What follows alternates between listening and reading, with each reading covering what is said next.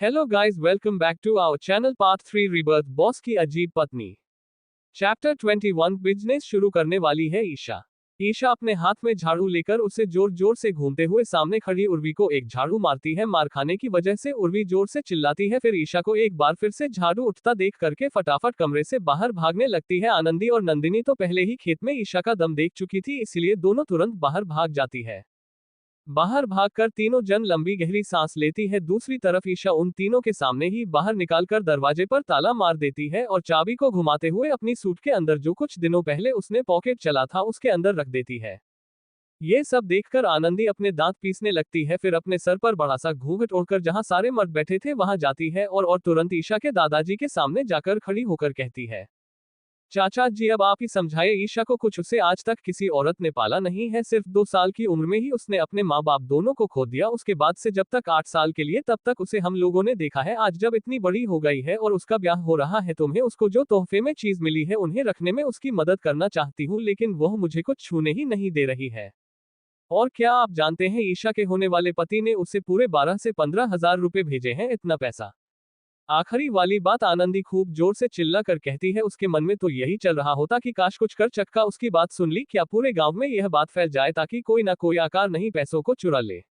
उसे इस तरह से बर्ताव करता देख करके और सभी लोगों की नजरें खुद पर प्रकार दादाजी बहुत गुस्सा हो जाते हैं और अपनी छड़ी को जमीन पर पटकते हुए कहते हैं, बढ़िया है बताने वाले की बड़ों से किस तरह से बात करते हैं, पहले खुद को तो देखो उसके बाद अपने छोटे को सिखाना। और वैसे भी वह सारे पैसे इशू के पति ने उसके लिए भेजे हैं, उन पैसों के साथ में कुछ भी करके किसी को दे दे, अपने पास रखिए फिर जला दे, यह उसका निर्णय है। और हमारे परिवार में बोलने वाली तुम होती कौन हो। अचानक से पूरे आंगन में बिल्कुल शांति हो जाती है। दादाजी की बातों का दबाव खेलने की शक्ति बहुत कम लोगों में होती है। उन लोगों को अनकंफर्टेबल महसूस होने लगता है और कोई ना कोई बहाना बनाकर वह लोग जल्दी से वहां से निकलना बस जाते हैं। सबके दिमाग में एक ही बात चल रही होती है। सही कहते हैं पुराने लोग, जो लोग ऊंचे पदों पर होते हैं उनका प्रभाव ही कुछ और होता है। अभी अभी मेरे पूरे शरीर में कप कॉफी से दौड़ गई थी। वहीं दूसरी तरफ जिसे डांट पड़ रही होती है वह अपना सर इतना नीचे कर ली होती है कि अब तक घूंघट उसका जमीन को छुड़ा होता है। इतने सारे लोगों के सामने इतनी बुरी तरह से दांत खाने के बाद आनंदी का मन कर रहा होता है कि अभी धरती फट जाए और वह उसी में समा जाए। दूसरी तरफ नीरज ये सोच रहे होते हैं कि कितनी नालायक है ये सब, एक छोटी सी बच्ची को काबू में नहीं कर पाया, आखिर सामान ही तो लेना था और अब उसके बाद इतने सारे लोगों के सामने बेइज्जत भी हो गई। अपने घर में खाली निहायती नालायकों को पाला है मैंने। नीरज सामने रखे पानी के गिलास को दादाजी को देते हुए उन्हें शांत करने की कोशिश करते हुए कहते हैं, भैया तू इतना चिंता काहे करत हुआ, मम्मी से कोनो भी ईशा का कोनो सामान ना छोड़ा। नीरज की बातें सुनकर तो एक बार को वही थोड़ी दूरी पर खड़ी ईशा को भी यकीन नहीं होता है। उसके दिमाग में सारे घोड़े एक ही तरफ दौड़ने लगते हैं और वह सोचने लगती है, बाप रे इस बुढ़े के अंतरात्मा कब जाग गए, पक्का ये पहले नमी फिर गर्मी वाली तकनीक इस्तेमाल कर रहा है। दादाजी भी थोड़ी सोच में पड़ जाते हैं, लेकिन फिर ठीक है बोलकर वापस बैठ जाते हैं। नीरज अपनी छाती चौड़ी करते हुए और अपने मूंछों को रोक देते हुए कहता है, तू सब छोड़ा और हमार खुशखबरी सुना, हमार सबसे छोटा बेटवा की नौकरी लग गल है, ओह सरकारी दफ्तर में। नीरज की बात सुनकर दादाजी भी अपना सिर हिलाते हैं और सोचते हैं, ठीक ही तो है, बिना किसी पढ़ाई लिखाई के अगर इतनी अच्छी जगह नौकरी लग गई तो अच्छा है ना। वही ईशा नीरज को इस तरह से फुला हुआ देख करके सोचने लगती है, खाली एक चाय का गिलास उठाकर दूसरी जगह रखने की नौकरी लगी है और उतने से में ही इतना घमंड, अगर सच में किसी बढ़िया जगह नौकरी लग जाती तो अब तक ये आसमान में होते हैं। इसके बाद नीरज बताता है कि किस तरह से शहर से गांव की दूरी 15 किलोमीटर है। इतनी दूरी नापने के लिए दिल्ली कम से कम 3 घंटा तो चलना ही पड़ेगा और उनका प्यारा बेटा तो इतनी बड़ी नौकरी पाकर कितना खुश है कि इतनी दूर कैसे चल पाएगा। वैसे भी उसका शरीर कमजोर है, इसलिए उसे साइकिल की जरूरत है। अब तक ऐसा इस बुढ़े की पूरी प्लानिंग समझ चुकी होती है और वह बस दादाजी के जवाब का इंतजार कर रही होती है। आज का समय ऐसा समय होता है जब आरुषि पड़ोसी में समाज का लेन देन तो बड़ा स्वाभाविक है, इसीलिए अगर सच में दादाजी हाँ कर देते हैं तो उसे कोई प्रॉब्लम नहीं है। लेकिन दादाजी उसकी बात को सुन करके एक बार फिर से गुस्से में आ जाते हैं और इस बार खुद खड़े होकर उन लोगों को भागते हुए कहते हैं कि यह सारा सामान ईशा का है और इस पर हक सिर्फ ईशा का है और वह सोचेगी कि किस क्या देना है। नीरज गुस्से में आ जाता है और अपने पैर पटकते हुए वहां से जाने लगता है। दूसरी तरफ उसके परिवार के सभी लोग उसे साइकिल को ध्यान से देखते हुए बड़ी मायूसी के साथ बाहर जाने लगते हैं। आनंदी अपने मन में सोच रही होती है, बस इतनी सी दूरी थी साइकिल की, लेकिन मेरे को नहीं मिल सकती, आखिर मेरे साथ ऐसा क्यों हो रहा है, समझ नहीं आ रहा है, जो चीज चाहती हूँ वही नहीं मिल पा रहा है। दादाजी के जवाब से ईशा कुछ दिन बहुत अच्छा लगा था और उससे भी ज्यादा अच्छा उसे अपना मैरिज सर्टिफिकेट देखकर लग रहा। सारी रात भर ईशा अपने मैरिज सर्टिफिकेट को देखकर 32 दांतों वाली मुस्कान के साथ तकिए पर सर रखकर सोने की कोशिश कर रही थी, लेकिन जब वह आंखें बंद करी थी उसके सामने अभिमन्यु और उसके 2 बच्चे आ जा रहे थे। वहीं दूसरी तरफ बेस कैंप में अपनी फोल्डिंग खटिया पर लेटा अभिमन्यु मैरिज सर्टिफिकेट को देखकर गहरी सोच में था। उसके चेहरे पर ना तो ईशा जैसी खुशी थी और ना ही कोई दुख था। उसके मन में तो सिर्फ जिम्मेदारी थी, लेकिन फिर भी उसे नींद नहीं आ रही थी, क्योंकि बार बार जब भी वह आंखें बंद करने की कोशिश कर रहा था कोई पतली सी आवाज वाली लड़की उसके कानों में कुछ बोलकर चली जा रही थी। शायद शादी का ही असर था जो अभिमन्यु सक्सेना पूरी रात भर जगा हुआ था। अगले दिन ईशा उठकर सूरज निकलने से पहले ही अपने दादाजी के साथ शहर जाने की तैयारी करती है। शहर में बेचने के लिए उसने 2 चीज तैयार की थी। पहले तो मिर्ची का अचार, जैसे उसने उन मिर्चियों से बनाया था जिसे लॉकेट की शक्तियों से उसने पहाड़ी पर से इकट्ठा किया था, और दूसरा था भीगे चने जिनकी स्प्राउट निकला हो। आजकल ऐसा समय था जब ज्यादातर लोगों के पास खाने के लिए सब्जियों या राशन वगैरह नहीं हुआ करते थे। इस समय में इस तरह की मिर्ची के अचार का इस्तेमाल किया जा सकता था और ईशा को इन्हें बनाना भी आता था, इसीलिए उसने लास्ट मोमेंट पर तय किया क्यों मिर्ची का अचार भी बनाए। और जहां तक बात रही थी भीगे हुए चने की, तो फिर उसे तो इन्हें अच्छे से रेडी करके बेचना ही था। आखिर आजकल के समय में इन चीजों को स्नैक्स की तरह खाया जा सकता है, ये कितने ही लोगों को पता था। दोनों जान सूरज निकलने में कुछ समय जब बाकी था तभी से अपना सफर शुरू करते हैं। स्टेशन तक पहुंचने में उन्हें 1.5 घंटे का समय लगता है और फिर आधे घंटे तक ट्रेन का इंतजार करने के बाद ठीक 3 घंटे का सफर उनका शहर के म्यूनिसिपल कॉरपोरेशन के सेल्स डिपार्टमेंट के सामने आकर खत्म होता है। सेल्स डिपार्टमेंट से एक ऑफिसर बाहर आते हैं और दादाजी को देखकर उन्हें एक सैल्यूट मारते हुए चिल्लाकर कहते हैं, रेजिमेंट कमांडर वेलकम। दादाजी अपने पुराने जूनियर को देखकर खुश हो जाते हैं, फिर थोड़ा सा मुस्कुराते हुए कहते हैं, प्रतीक अब मैं रेजिमेंट कमांडर नहीं रहा, इसलिए तुम मुझे चाचा जी ही कहकर बुलाया करो। दादाजी की बात सुनकर प्रतीक अपना सिर हाँ में हिलाते हुए कहता है, जैसा आप कहे रेजिमेंट, मेरा मतलब चाचा जी। इसके बाद प्रतीक उन्हें जल्दी से ऑफिस में ले जाता है। आखिर इस समय बाहर कड़ी धूप रहती है और उसे पहले से ही पता रहता है कि दादाजी की तबीयत अब बहुत ज्यादा खराब हो चुकी है। यहाँ तक कि शहर के बड़े बड़े डॉक्टर ने भी उन्हें जवाब दे दिया है। प्रतीक की दिल से इच्छा थी कि वह दादाजी को एक सेनेटोरियम में ले जाकर भर्ती कर सके, जहां पर उनका अच्छा खास देखभाल हो सके, लेकिन दादाजी के मन में उनकी पोती के लिए जो प्यार था वह इतना था कि उन्हें उनकी जान के भी परवाह न थी। इसलिए सबके लाख कहने के बाद भी उन्होंने वहां जाने से साफ मना कर दिया। अंदर ले जाकर प्रतीक दादाजी को देखते हुए कहता है, चाचा जी आप यहाँ पर इस समय क्यों आए हैं? कोई खास कारण है? आपको तो इस समय घर पर आराम करना चाहिए। दादाजी प्रदीप को देखते हुए अपने पीछे खड़ी ईशा की तरफ इशारा करते हुए कहते हैं, मेरी पोती को कुछ सामान बेचना है, तुम्हारे यहाँ अच्छी खासी जान पहचान है, इसलिए मैं चाहता हूँ कि तुम उसकी थोड़ी मदद। दादाजी के कहने पर प्रतीक का ध्यान दादाजी के पीछे खड़ी लड़की पर जाता है और उसे लड़की को देखते ही प्रतीक का मुंह इतना बड़ा खुल जाता कि कोई भी मक्खी हम मच्छर आराम से उसके मुंह में जा सके। उसे यकीन नहीं होता कि अपनी जवानी के समय इतने अच्छे दिखने वाले उसके रेजिमेंट कमांडर की पोती ऐसी दिखती है। उनका रिएक्शन देखकर ईशा को कोई हैरानी नहीं हुई, लेकिन क्योंकि वह यहाँ पर बिजनेस की बातें करनी आई थी इसलिए वह आगे बढ़कर प्रदीप को नमस्ते करते हुए, नमस्ते चाचा जी। एक बार फिर से प्रतीक को अपने कानों पर यकीन नहीं होता है, क्योंकि इस तरह से इतनी प्यारी आवाज इतने मोटे शरीर के साथ कुछ ज्यादा ही अजीब लग रही होती है। लेकिन फिर भी सालों से पुलिस फोर्स में काम करने के कारण प्रतीक को जो तजुर्बा होता है उसकी मदद से वह खुद को संभाल लेते हैं और ईशा को नमस्ते करते हुए पूछते हैं, हाँ तो बताओ ईशा, यही है ना तुम्हारा नाम? किस चीज को बेचना चाहती हो तुम? और तुम्हें पता है ना कि आजकल के समय में बेचना या खरीदना अच्छा नहीं माना जाता है। ईशा अपना सर हाँ में हिलाते हुए कहती है, जी मुझे पता है, लेकिन मैं ये सब खुलेआम नहीं करना चाहती। मैं चाहती हूँ कि आप शहर में मौजूद बड़े बड़े दुकानों में बस मेरी बनाई चीज रखवा कर देखिए, अगर वह तब बिकती है तभी आगे बात करूंगी मैं। ईशा की बात सुनकर प्रदीप ईशा को ऊपर से नीचे तक एक बार फिर से देखा है और सोचने लगता है कि जैसा मैंने सोचा था, रेजिमेंट कमांडर की पोती आखिर इतनी पागल तो हो ही नहीं सकती, बुद्धिमान तो बहुत है लड़की। इसके बाद ईशा को इशारों में उसका सामान उन्हें दिखाने के लिए कहते हैं। ईशा एक छोटे से मिट्टी के धुंगे को निकालकर प्रतीक के सामने रख देती है। उसे मिट्टी के धुंगे को बड़ी ही अच्छी तरह से बनाया गया होता है। इतना ही नहीं, उसको ढकने के लिए ढक्कन भी होता है। प्रतीक उसे ढक्कन को हटाकर देखा है तो उसके अंदर भीगे हुए चने को देखकर चौंक जाता है। उसके दिमाग में एक ही बात चल रही होती है, ये तो कोई भी कर सकता है, आखिर इसमें इतना क्या खास बात है। लेकिन अपने चेहरे पर इस बात को जाहिर ना करके प्रतीक एक मुट्ठी चना उठाकर तुरंत खा लेता है, लेकिन उसके बाद जो होता है ना उसी यकीन नहीं होता है। ये चैन मामूली चैन से कई गुना ज्यादा स्वादिष्ट, और इसके साथ साथ इन्हें खाने के तुरंत बाद उसे ऐसा लगता है जैसे उसके शरीर में एक ऊर्जा की तरंग दौड़ गई है। उसके बाद दूसरे मिट्टी के ढुंगे का ढक्कन खोलकर उसके अंदर के मिर्ची के अचार को उठाकर जैसे ही वह खाता है, उसे फिर से वैसा ही आभास होता है। वह सोचने लगता है, बाप रे बाप, इतनी अच्छी चीज है, मैं तो दिन भर इस खाऊं, और इतनी अच्छी चीज हूं, मैं किसी घटिया से सड़ी हुई दुकान में कैसे भेज सकता हूं, इसे तो मुझे अपने सारे भाइयों के साथ बांटना चाहिए। इसके बाद ईशा की तरफ देखते हुए प्रतीक अपना सिर हिलना और कहता है, तुम्हें चिंता करने की कोई जरूरत नहीं है बेटा, तुम्हारा सामान तो दुगने दामों में भी बिकेगा, आखिर इसका स्वाद ही इतना अच्छा है और इसे दुकानों में बेचने की कोई जरूरत नहीं है, मैं खुद ही इसे खरीद लेता हूँ। इतना कहकर वही ऑफिस के अंदर मौजूद टेबल में से एक कोर्स निकालकर उसके अंदर से 50 रुपए का नोट ईशा को थमते हुए 10 मिर्ची के अचार की टोकरियां और 10 चने की टोकरियों को खरीद लेता है। फिर अपने जूनियर को बुलाकर ईशा की तरफ इशारा करते हुए कहता है, यीशु बेटा का नाम रजिस्टर में लिख लो, इसके साथ साथ जो चीज अभी हमने खरीदी है उन्हें भी लिख लो।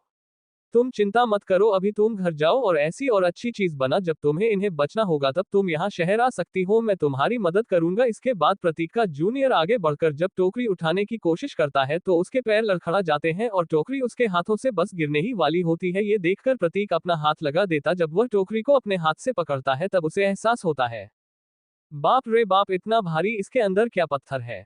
फिर सोच में पड़ जाता है, मेरे से ही नहीं उठ रही, पता नहीं लड़की कितनी शक्तिशाली है। दूसरी तरफ ईशा इस बात से बिल्कुल अनजान थी कि जहां वह शहर में आकर कमाने के नए तरीके ढूंढ रही थी, वही गांव में इस समय उसके फूफा ससुर जी द्वारा भेजा गया सारा सामान लेकर दो लोग उर्वी की बातों में फंसकर नीरज के घर पर उसका सारा सामान रखवा रहे होते हैं।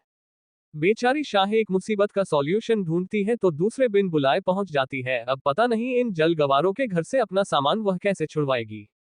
चैप्टर 22 ईशा अमीर हो गई। ईशा और उसके दादाजी को घर पर वापस आने में शाम हो जाती है, लेकिन फिर भी उनके चेहरे पर बिल्कुल भी थकावट नहीं रहती, क्योंकि उन्हें इस बार बहुत ही कम मेहनत पर अच्छे खासे पैसे जो मिले होते हैं। दोनों खुशी खुशी अपने घर जा रहे होते हैं, पर तभी सामने से एक छोटा सा लड़का दौड़ते हुए ईशा के पास आकर कहता है, जीजी आप जानती हैं आज गांव में दो अफसर आए थे, सी की यूनिफॉर्म पहने, उन्होंने कुछ सामान एक ट्रक में लाकर आपके घर के पास खड़े थे, लेकिन तभी उर्वीदी ने उनसे कुछ कहा और वह लोग उनके साथ चले गए। उसकी बात सुनकर ईशा और दादाजी के चेहरे के एक्सप्रेशन से बदल जाते हैं, दोनों के दोनों उसे बच्चों को शुक्रिया बोलकर वापस घर में चले जाते हैं। घर में आकर खटिया में बैठकर दादाजी ईशा को देखते हैं जो कि वही पास में खड़ी होती है और फिर पूछते हैं, जितना मुझे पता है इतनी आसानी से तो हमें वह सारा सामान वापस मिलने से रहा, आखिर अब हमें क्या करना चाहिए। उनकी बात सुनकर रेशा कुछ देर सोचती है और फिर एक टेढ़ा सा मुंह बनाकर कहती है, ही आप चिंता मत करिए, मेरे पास एक ऐसा आइडिया है जिससे कल शाम तक वह सारा सामान हमारे घर में खुद ब खुद आ जाएगा, अभी तो आप बस जाकर सो जाए। ईशा के चेहरे के डरावने एक्सप्रेशन देखकर एक सेकंड के लिए दादाजी घबरा जाते हैं। यीशु बेटा, कहीं तुमने रात में जाकर डराने वाली तो नहीं हो। लेकिन फिर बिना कुछ बोले हल्का सा खासकर कमरे में आकर सो जाते हैं। उनके दिमाग में एक ही बात चल रही होती है, जाने दो, यीशु ऐसे भी अब बड़ी हो गई है, इन सब मामलों में वह मुझसे बेहतर जानती है। दादाजी के जाने के बाद ईशा अपना स्पेशल प्लान सोचकर पहाड़ों की तरफ जाने लगती है। आज वैसे भी उसे मौका नहीं मिला था क्योंकि वह शहर चली गई थी, इसलिए रात में जाना बिल्कुल सही था, क्योंकि दादाजी सोने चले गए हैं, इसलिए वह सोते समय उसके कमरे में आकर झांकेंगे नहीं। और वैसे भी सिर्फ कुछ ही देर में वह वापस भी आ जाएगी, इसलिए ऐसा बिना दादाजी को बताए पहाड़ों की तरफ जाती है। कुछ समय तक चलने के बाद वह एक बार फिर से इस तालाब वाले जगह के पास आ जाती है। रात का समय था, पर क्योंकि ईशा के पास उसका पेंडेंट था इसलिए उसे ज्यादा डर नहीं लग रहा था। वहां जाकर के ईशा तालाब के किनारे से होते हुए फिर से उन्हें झाड़ियां में वापस जाना चाहती थी, जहां पर वह हमेशा जाती थी। लेकिन इस बार जब वह तालाब के पास से जा रही थी तब अचानक से उसके गले में लटका रेड कलर का पेंडेंट इतनी जोर से चमकने लगता है कि वह हैरान रह जाती है। उसे पेंडेंट को अपने हाथों से पकड़कर ऐसा समझ नहीं पाते कि आखिर इतना क्यों चमक रहा है। फिर तभी पता नहीं क्या चीज दिशा को अपनी तरफ खींचती है और वह तालाब के अंदर गिर जाती है। तालाब के अंदर गिरने पर जो एक बार छापा की आवाज आती है, बस उसके बाद पूरा पानी फिर से पहले की तरह शांत हो जाता है और पानी की सतह पर ईशा कहीं भी दिखाई नहीं दे रही होती है। बस पानी में से हल्के हल्की लाल रंग की रोशनी चमक रही होती है और कुछ समय बाद वह भी चमकता बंद हो जाती है। दूसरी तरफ जहां पूरा गांव सो रहा होता है, वही नीरज के घर में सब लोग एक साथ बैठे होते हैं और पिछले 1 घंटे से सारे समाज को एक तब तक की लगाकर देखे जा रहे होते हैं। नीरज के चेहरे पर 440 वोल्ट की मुस्कान रहती है। उसे इस बार अपनी बेटी पर बड़ा गर्व हो रहा होता है। आखिर उर्वी ने उसका इतना बड़ा फायदा जो किया होता है। खुशी के मारे आनंदी, जो पहले भी 3 बार यह कहानी सुन चुकी थी, एक बार अकेले में, दूसरी बार नंदिनी के साथ, तीसरी बार सारे परिवार के साथ, एक बार फिर से उर्वी से वही कहानी वापस से दोहराने के लिए, आनंदी अपने चेहरे पर बड़ी सी मुस्कान लिए और सामने रखी सिलाई मशीन को अपने दोनों हाथों से पकड़े हुए उर्वी को देखते हैं और कहती है, बोले ना, आखिर आपने कैसे उसे ईशा के सामान को इतनी चाहे सफाई से हमारे पास ले आए। उर्वी का चेहरा देखने लायक होता है इस समय। अगर उर्वी की पूंछ होती तो वह आसमान को छू रही होती। उससे खुद पर बड़ा गर्व होता है, क्योंकि कल तक वह जी ईशा से इतना जल रही थी, आज उसी का सारा सामान वह हत्या कर जो बैठी थी। लेकिन उसे क्या पता ये खुशी सिर्फ कुछ ही पलों की है। कल सुबह होने तक ईशा एक ऐसा धमाका करने वाली है जिससे इन सब के सपनों के बुलबुले टूट जाएंगे, फूट जाएंगे। लेकिन ये सब तो अगले एपिसोड की बातें हैं। कोष्टक।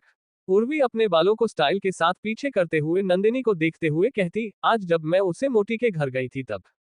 Flashback begins. आज सुबह से ही उर्वी ने ईशा को कहीं नहीं देखा था, वरना हमेशा ईशा इधर उधर कहीं ना कहीं देखी जाती थी, कभी खेत में तो कभी पहाड़ों पर काम करते हो। इसलिए वह चेक करने गई थी कि आखिर ईशा क्या कर रही है। अकेले जाने का पूर्वी का एक और मकसद था, और वह ये था कि किसी तरह से ईशा से कुछ पैसे निकलवा सके। आखिर इस समय पूरे गांव में सबसे ज्यादा अमीर वही लड़की तो है। लेकिन ईशा के घर के पास पहुंचते हैं उर्वी को वहां पर 2 आर्मी ऑफिसर्स एक छोटे से मिनी वैन के सहारे खड़े दिखाई दे रहे थे। उन्हें इस तरह से खाना देखकर उर्वी के दिमाग के घोड़े जल्दी जल्दी दौड़ने लग गए। वह सोचने लगी कि आखिर इतनी सुबह ये लोग यहाँ क्या कर रहे हैं। फिर जल्दी से उन दोनों पुलिस ऑफिसर्स के पास जाकर वह पूछती है, भैया, आखिर आप दोनों यहाँ मेरी बहन के घर के सामने खड़े होकर क्या कर रहे हैं। वह दोनों है ऑफिसर्स अचानक से इतनी तेज किसी को उनके सामने भाग के आता देखकर थोड़ा चौंक जाते हैं। लेकिन फिर जब अपने सामने एक 16 या 17 साल की लड़की को देखते हैं जैसे थोड़े फटे पुराने कपड़े पहने थे, तो उनके चेहरे से चिंता की लकीरें गायब हो जाती है और उनके एक्सप्रेशन फिर से पहले की तरह शांत हो जाते हैं। उनमें से एक घर की तरफ इशारा करते हुए उर्वी से पूछता है, यहाँ अंदर जो रहती है वह आपकी बहन है। उद्धरण चिन्ह। उर्वी अपना सर बिल्कुल किसी मुर्गी की तरह हिलाते हुए कहती है, जी हाँ, आप बिल्कुल सही कह रहे हो, मेरी बहन है। कल रात को ही उसकी शादी हुई थी, वह भी किसी आर्मी ऑफिसर से। इसलिए जब मैं आप दोनों को यहाँ देखा तो मुझे लगा कि आप लोग जीजाजी को जानते होंगे और कुछ कम से आए होंगे। इस समय अगर ईशा होती और उर्वी को इतनी सफाई से अभिमन्यु को जीजा बोलते सुनती तो पक्का बोलते, तुमसे मतलब ही किस रखना है छोटी छिपकली। अभी कुछ समय पहले तक तो तुम्हारा मुंह इस तरह से था जैसे किसी ने तवे से जला दिया हो, और अभी उसी इंसान को जीजू का कर बुला रही हो जिससे शादी करने के सपने देख रही थी। छी छी, कितनी जल्दी बदलती है। अब उर्वी को ईशा के मन की बात थोड़ी ना पता चलेगी, इसलिए वह बिल्कुल भूलो जैसा चेहरा बनाकर उन ऑफिसर्स को देखती है। बिल्कुल जैसा कि लगा था जब वह दोनों पूर्वी के मुंह से सुनते हैं कि ईशा इसकी बहन है, तब वो और भी नर्म आवाज में उर्वी से पूछते हैं, अच्छा तो क्या आपको पता है कि वह लोग कहाँ गए हैं और कब तक वापस आएंगे। उर्वी अपना शहर हाँ में हिलाते हुए कहती है, ये दोनों किसी काम से शहर गए हैं और अब कल ही वापस आए। क्यों, आपको कुछ काम था क्या। बिल्कुल जैसा और भी को लगता है उसकी बहाना सुन करके उन दोनों ऑफिसर्स के चेहरे पर परेशानी साफ साफ झलकने लगती है। उनमें से एक बहन की तरफ इशारा करते हुए कहता है, दरअसल हमें उन्हें कुछ सामान देना था, इसीलिए हम थोड़ा सुबह ही आ गए थे, लेकिन वापस फिर से दोबारा कल आना शायद थोड़ा मुश्किल होगा। उनकी बातें सुनकर उर्वी की आंखें चमक जाती है और वह उन दोनों की तरफ और भी विचारों भरे एक्सप्रेशंस के साथ रहती है, तो क्यों ना ऐसा करें कि आप ये सारा सामान मेरे घर पर रख दीजिए, जब वह आएंगे तो मेरे घर से ले लेंगे। जैसा कि उसे लगा था उन दोनों ऑफिसर्स का चेहरा चमक जाता है, लेकिन फिर भी थोड़ी परेशानी के साथ पहले ऑफिसर कहता, लेकिन कहीं आपको तकलीफ। अरे अरे, आपको चिंता करने की कोई जरूरत नहीं है। वह मेरी बहन है, उसकी परेशानी मेरी परेशानी, उसका दुख मेरा दुख, उसका सुख मेरा सुख, उसका हिस्सा मेरा हिस्सा और मेरा हिस्सा तो मेरा हिस्सा है। लास्ट वाली बात अपने दिमाग में सोचकर बिल्कुल किसी अच्छी बहन वाले एक्सप्रेशंस के साथ वह उन दोनों को देखने लगती है। वह दोनों और भी के ऊपर से नीचे तक देखते हैं। वह दिखने में बिल्कुल किसी किसान की बेटी लग रही होती है जो मेहनत के दम पर अपनी जिंदगी बिताते हैं। आर्मी में काम करने के कारण इन लोगों को मेहनती और ईमानदार लोग ही तो सबसे ज्यादा पसंद होते हैं, इसलिए वह लोग ज्यादा ना सोचकर उसकी बातों पर यकीन कर लेते हैं और सारा सामान ले जाकर नीरज के घर पर रखवा देते हैं। Flashback and. पूरी कहानी चौथी बार सुनने के बाद एक बार फिर से और भी अपना सिर ऊपर करके बड़े ही एटीट्यूड के साथ कहती है, और इसी के साथ अब से यह सारा सामान हमारा है, और अगर वह भालू हमसे झगड़ा करने आए तो हम सब मिलकर इस बार उसे अच्छा मजा चकाएंगे। उसकी बात सुनकर वहां मौजूद सभी लोग हंसने लगते हैं। दूसरी तरफ गहरे पानी के अंदर जी भालू की उर्वी बात कर रही होती है। वह इस समय हैरानी से अपने आसपास की चीज देख रही, उसे तो यकीन ही नहीं होता है कि वह पानी के अंदर एक ऐसी गुफा में आ गई है जिसके अंदर भी पानी है, लेकिन फिर भी वो सांस ले पा रही है। इसके बाद जब वह थोड़ा आगे बढ़ाकर उसे गुफा के और अंदर जाती है तो वहां मौजूद चीजों को देखकर हैरान हो जाती है। फिर गहरी और शांत पानी के अंदर गूंजती है एक जोरदार हंसी। हा हा हा हायल। उसे हंसी को सुनकर के पानी में मौजूद मछलियां इधर उधर भागने लगती है। इसके बाद किसी की चिल्लाने की आवाज आती है। मैं अमीर हो गई। पानी के अंदर मौजूद ईशा अपने लॉकेट को किस कर रही होती है और सोच रही होती है, मुझे तो हमेशा से ही पता था कि अभिमन्यु मेरा लकी स्टार है, तभी तो उसने मुझे ये लॉकेट दिया है।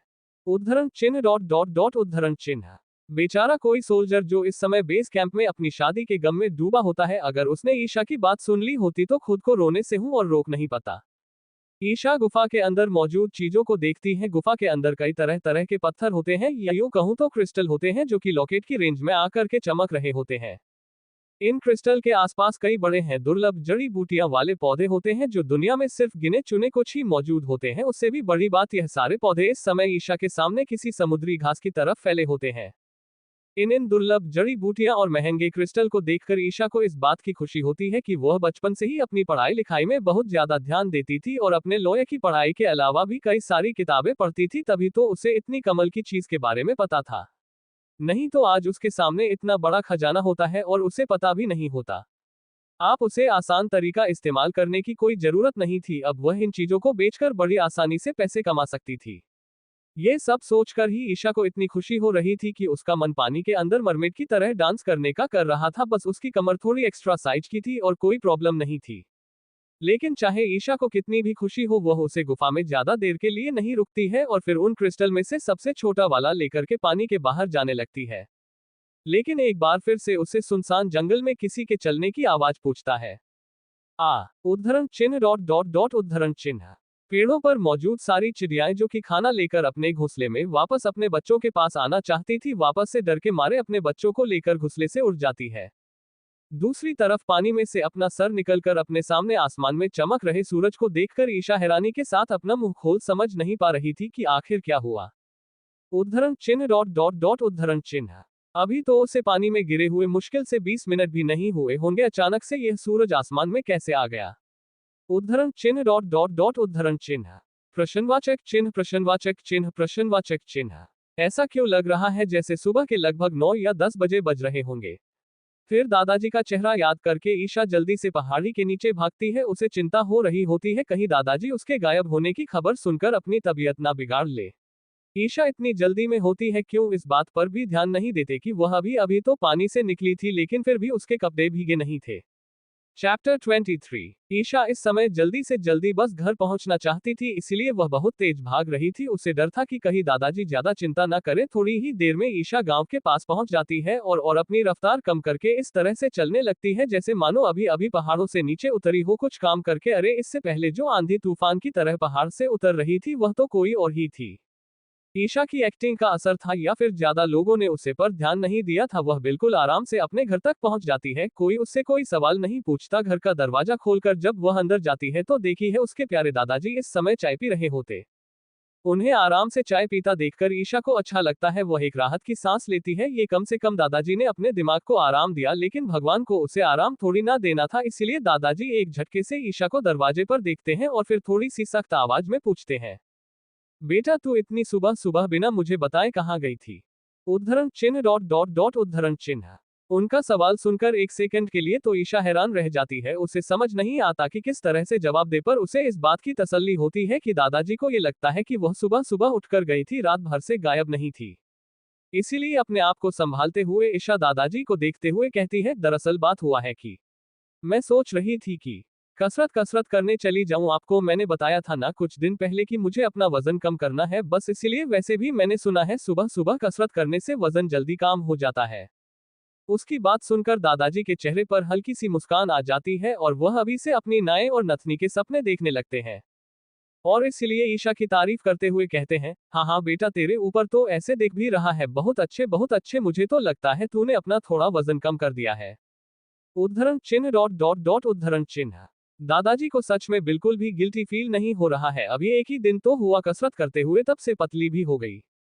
दादाजी की बात को ईशा दिल पर नहीं लेती क्योंकि वह जानती थी कि उसने तो बस ऐसे ही बहाना मारा था, इसीलिए अपने कमरे में वापस आ जाती है। दादाजी भी पंचायत के किसी काम की वजह से घर से थोड़ी देर के लिए बाहर चले जाते हैं। ऐसा अपने रूम में अपने कपड़े बदल रही थी पर तभी उसे एहसास होता है कि अचानक से उसके कपड़े हल्के हल्के ढीले हो रहे हैं, लेकिन इन चीजों पर वो इतना ध्यान नहीं देती और फिर शिक्षा उठाकर एक साइड में लगा देती है ताकि उसमें से देखकर वह अपने बाल सेट कर सके। और जैसे ही वह अपनी शक्ल शीशे में देखती है, उसे अपनी आंखों पर विश्वास नहीं होता है कि उसके सामने जो लड़की है वह वो है। उसके चेहरे पर जितने भी दाने थे वह सब बहुत कम हो जाते हैं, यहाँ तक कि उसका एकदम काला रंग अब पहले से भी 4 शेड कम हो चुका होता है और उसे खुद उसका चेहरा हल्का पतला दिखाई दे रहा होता है। फिर कुछ सोचकर जो कपड़े उसने निकाल कर साइड में रखे थे उन्हें उठाकर अपनी सलवार की पॉकेट में से वह क्रिस्टल निकलती है और उसके दिमाग का रिवाइंड बटन घूमने लगता है। वह सोचती है कि कैसे हो सिर्फ 20 मिनट के लिए तालाब के अंदर वाली दुकान में गई थी और बाहर पूरे 12 घंटे बीत गए। इतना ही नहीं, इतनी ही देर में उसके शरीर में इतने सारे बदलाव।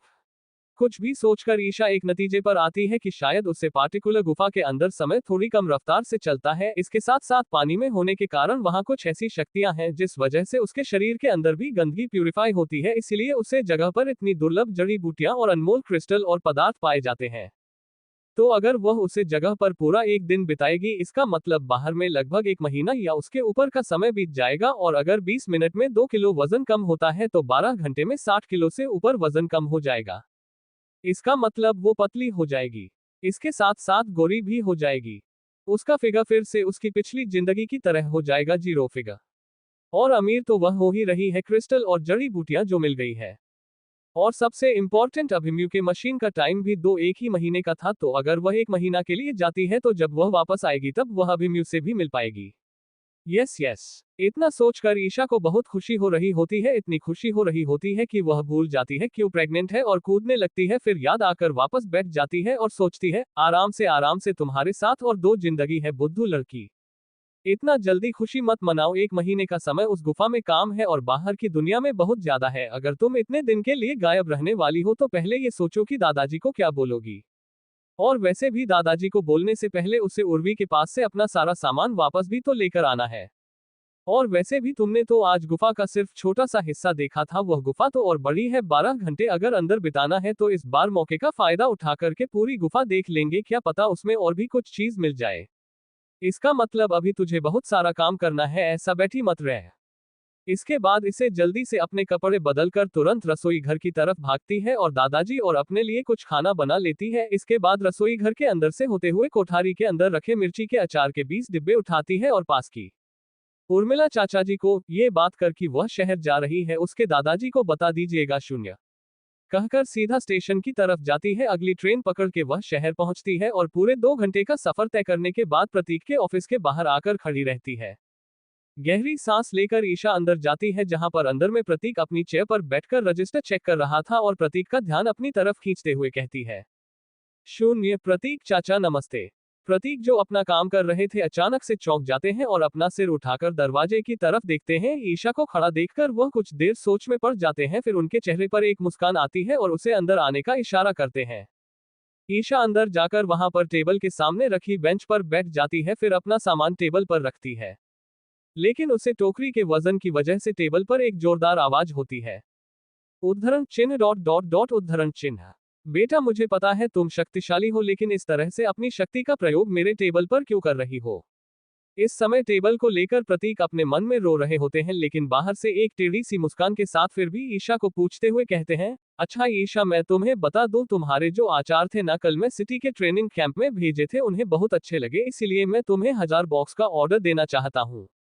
उनकी बात सुनकर ईशा दंग रह जाती है और खिड़की के बाहर आसमान में देखते हुए सोचने लगती है, उद्धरण चिन्ह डॉट डॉट डॉट उद्धरण चिन्ह। वाह, पहले नहीं मिल रहा था तो कुछ नहीं मिल रहा था, अब मिल रहा है, चारों तरफ से मिल रहा है। अरे मुझे पास तू ही आता है, चारों तरफ से कैसे ले सकती हूँ मैं। उसे इस तरह से खोया हुआ देखकर प्रतीक को लगता है कि ऐसा सोच रही है कि पैसे नहीं मिलेंगे, इसीलिए वो अपना सर हल्का सा हिलाते हुए कहता, तुम्हें पैसों की चिंता करने की जरूरत नहीं है, मैं अभी तुम्हें 2500 देता हूँ, जब बना लेना तो फिर 2500 दे दूंगा और तुम्हें 2 दिन का समय भी देता हूँ। इसके साथ साथ आज तो तुम सामान लाए हो, मुझे दे दो। इसके साथ साथ प्रत्येक अपना ड्रॉ खोलकर उसके अंदर से इस बार 200 रुपए निकलता है और ईशा के सामने रख देता है। फिर एक मुस्कान के साथ एक रसीद फाड़कर दोबारा से 2500 रुपए ईशा के सामने रख देता है। उद्धरण चिन्ह डॉट डॉट डॉट उद्धरण चिन्ह। अब मैं मना कैसे करूं? ईशा बिल्कुल ताकी ताकी सी मुस्कान देती है और फिर वह पैसे लेकर चुपचाप अपनी सलवार के अंदर मौजूद पॉकेट में रखते हुए सोचती है, छोड़ो जाने दो, अब पैसे ले लिया तो काम भी कर दूंगी। लेकिन फिर ईशा को उसका यहाँ आने का असली मकसद याद आता है और फिर वह बेचारा वाला चेहरा बनाकर प्रतीक की तरफ देखती है। चाचा, दरअसल मुझे एक तकलीफ थी, लेकिन आप तो जाने दीजिए, कुछ नहीं। प्रतीक ईशा को इतना घबराया देखकर सच में पड़ जाता है। उसके दिमाग में एक ही बात चल रही होती, आखिर किस अंधे ने इस लड़की को छेड़ा है। उनकी नजरों का कुछ हरी मतलब समझकर ईशा अपना सिर झुकाते हुए कहती है, दरअसल बात ऐसी कि शायद आपको पता ही होगा दादाजी के भैया नीरज हमारे परिवार को कितना परेशान करते हैं। अच्छा, तो लगता है मैंने गलत सोच लिया। इतना सोचकर प्रतीक इस बार बड़े ही ध्यान से ईशा की पूरी बात सुनने लगता है, लेकिन जैसे जैसे वह ईशा की बात सुनता है उसका चेहरा गुस्से से और भी ज्यादा लाल होते जाता है। उसके रेजिमेंट कमांडर के परिवार वाले उनके करने का इंतजार नहीं कर सकते और उनकी एक ही पोती जिसके माँ भी नहीं है, बड़ी मुश्किल से उसकी शादी तय हुई है, उसके पति ने जो तोहफे भेजे थे उन्हें उठाकर अपने घर में रख लिया और अब वापस करने से मना कर रहे हैं।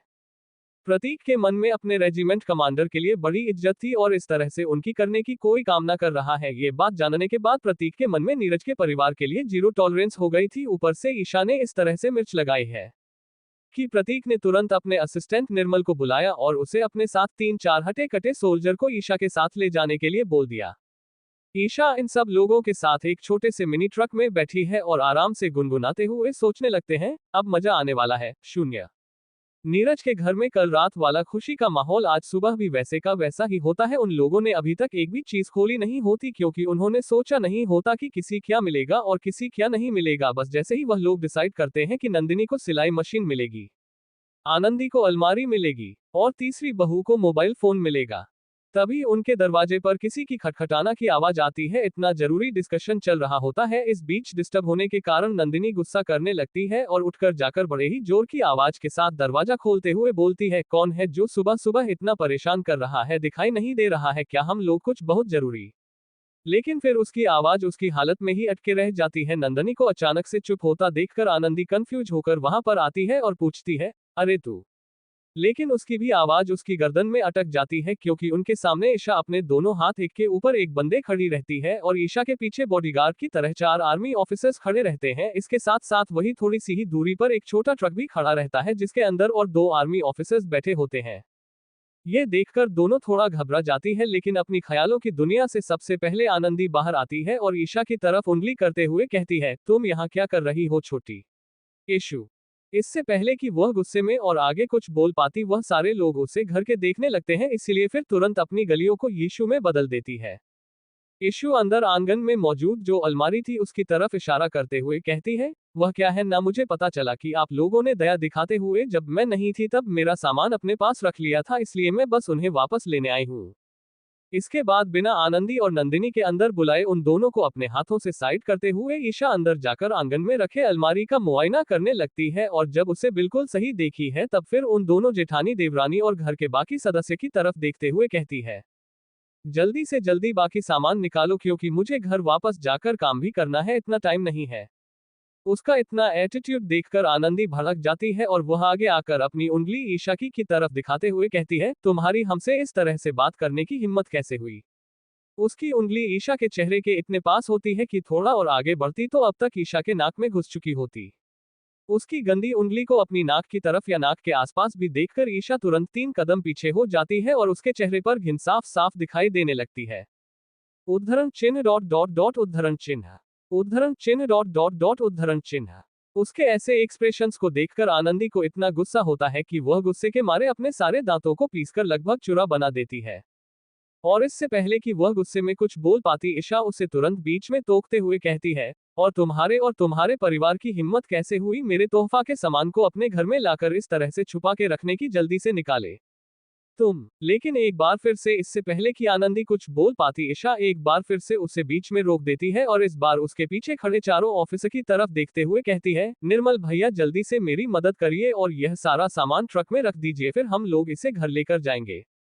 ईशा के इतना बोलते हैं निर्मल अपने बाकी साथियों के साथ आंगन में रखा सामान उठाकर ट्रक में रखना लगता है और फिर आंगन में खड़े लोगों की तरफ एक ठंडी नजर घूमता और कहता है, जल्दी से मेरी बहन ईशा का सारा सामान बाहर निकालो वरना फिर मुझे अपने हाथों का इस्तेमाल करना पड़ेगा। निर्मल भी दादाजी को अपने हीरो की तरह देखा था और उन्हीं की इकलौती पुती को इस तरह से कोई परेशान करे यह उसे बर्दाश्त नहीं था, इसलिए वह इस बार सच में गुस्से में था। किसी भी बड़े अफसर से सीधा बढ़ाने की हिम्मत नीरज के परिवार वालों में नहीं थी, इसलिए धीरे धीरे करके सारा सामान कमरों से छुप छुप कर बाहर आ जा रहा था। कोई सामान वहां बिस्तर के नीचे था, कोई रसोई घर में छुपाया गया था और एक तो भूसे के देर के अंदर था।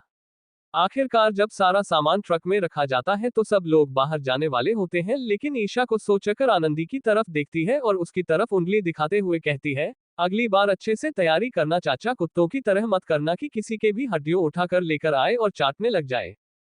आनंदी जो पहले से ही बहुत गुस्सा थी और सामान जाने के बाद उसका गुस्सा तो पहले से ही बढ़ा हुआ था, ईशा की बात सुनकर उसे इतना गुस्सा आता है कि गुस्से के मारे उसका बीपी हाई हो जाता है और वह चक्कर खाकर वहीं गिर जाती है।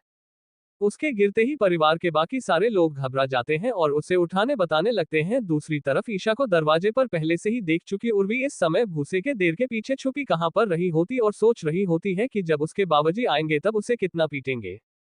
दूसरी तरफ क्योंकि नीरज इस समय घर पर नहीं होता है, इसीलिए उसे कुछ पता नहीं होता है कि जिन सामानों के लिए वह कल रात से इतना खुश था उसके घर पहुंचने तक वह सब बस उसका सपना होते हैं। सारा सामान अंदर अच्छी तरह से रखवा करके ईशा निर्मल के सामने खड़े होकर एक बार उसे थोड़ा झुककर थैंक यू कहती है और फिर वापस अंदर चली जाती है। दूसरी तरफ निर्मल सोचने लगता है, चाहे कुछ भी कहे ये लड़की दिल की बुरी नहीं है, चाहे शक्ल की कितनी बुरी क्यों ना हो, शून्य शून्य। ईशा आराम से अंदर जाती है और सारा सामान ठीक से अरेंज करने के बाद रसोई घर में जाकर मिर्ची वाली टोकरी को बाहर निकालती है और फिर अपना काम करने लगती है।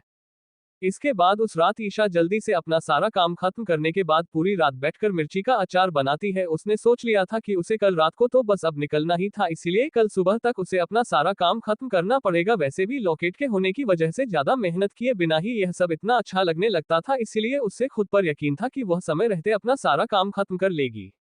अगले दिन जब दादाजी सुबह उड़ाते हैं तो उन्हें किचन में से खटपट पटपट की आवाज आने लगती है। वह सोचने लगते हैं कि आखिर यह ईशा को हो क्या गया, आजकल इतनी सुबह सुबह क्यों उठ जाती है। और जब वह रसोई घर में जाकर देखते हैं तो जमीन पर इतने सारे मटके देखकर हैरान रह जाते हैं। फिर वहीं कोने में डूबा कर बैठी अपनी पोती की तरफ देखकर उससे पूछते, तू रात भर अचार बना रही थी? दूसरी तरफ से उन्हें जवाब मिलता है, हाँ, पूरे 1000 डिब्बे।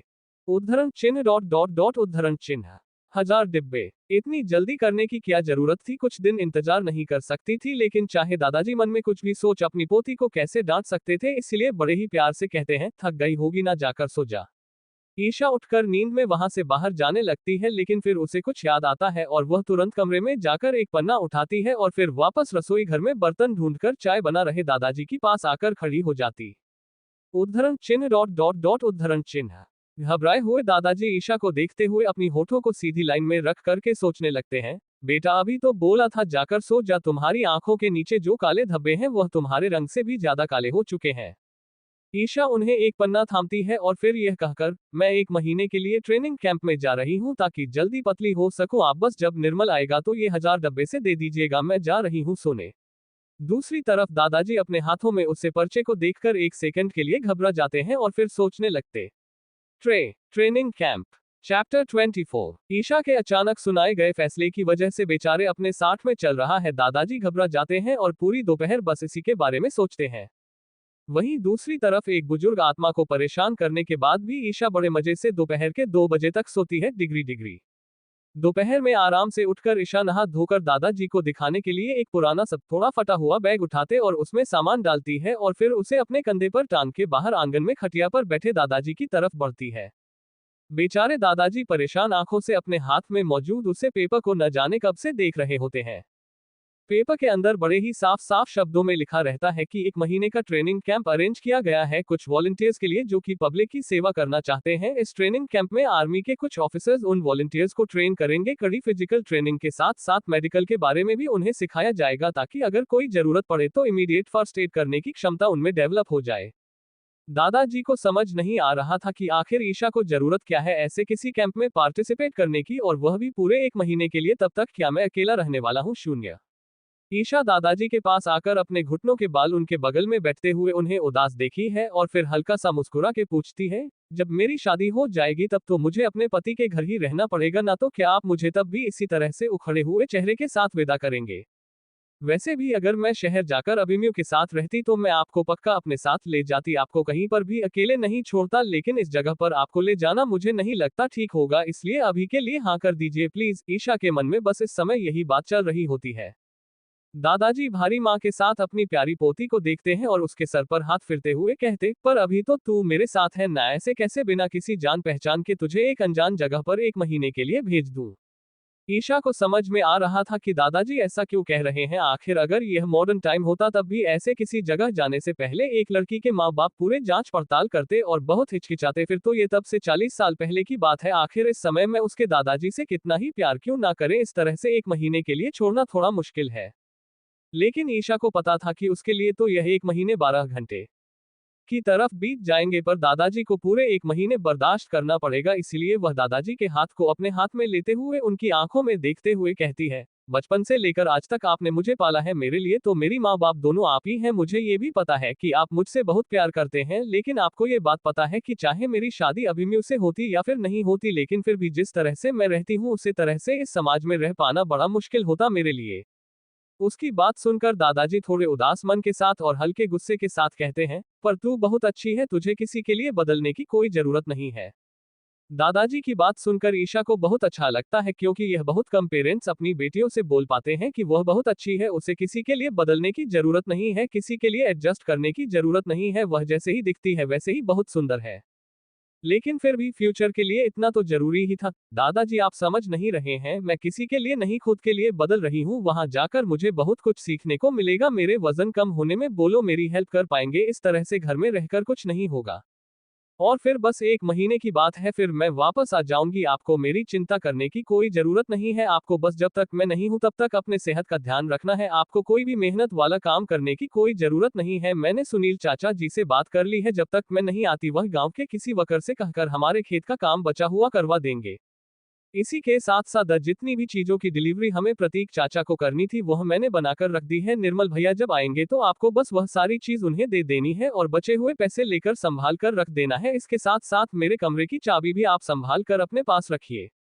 और उन सब से भी पहले आपको मुझे एक वादा करना पड़ेगा कि आप अगले 1 महीने तक सिर्फ गांव के अंदर रहेंगे, कहीं बाहर नहीं जाएंगे और मुझे ढूंढने डिस्ट्रिक्ट ऑफिस तो बिल्कुल नहीं भागेंगे। पहले आप वादा करिए। अगर कोई और होता तो इस समय अपनी बेटी को डांट टपक के चुप करा कर सीधा करने में भेज देता, लेकिन ये तो हमारे दादाजी है, ईशा को दांतों के बारे में तो ये सोच भी नहीं सकते। इसीलिए भारी माँ के साथ ईशा की सारी बातें मान लेते हैं और उसे वादा कर देते हैं कि जब तक वह खुद नहीं आएगी तब तक वह उसे ढूंढने नहीं जाने वाले।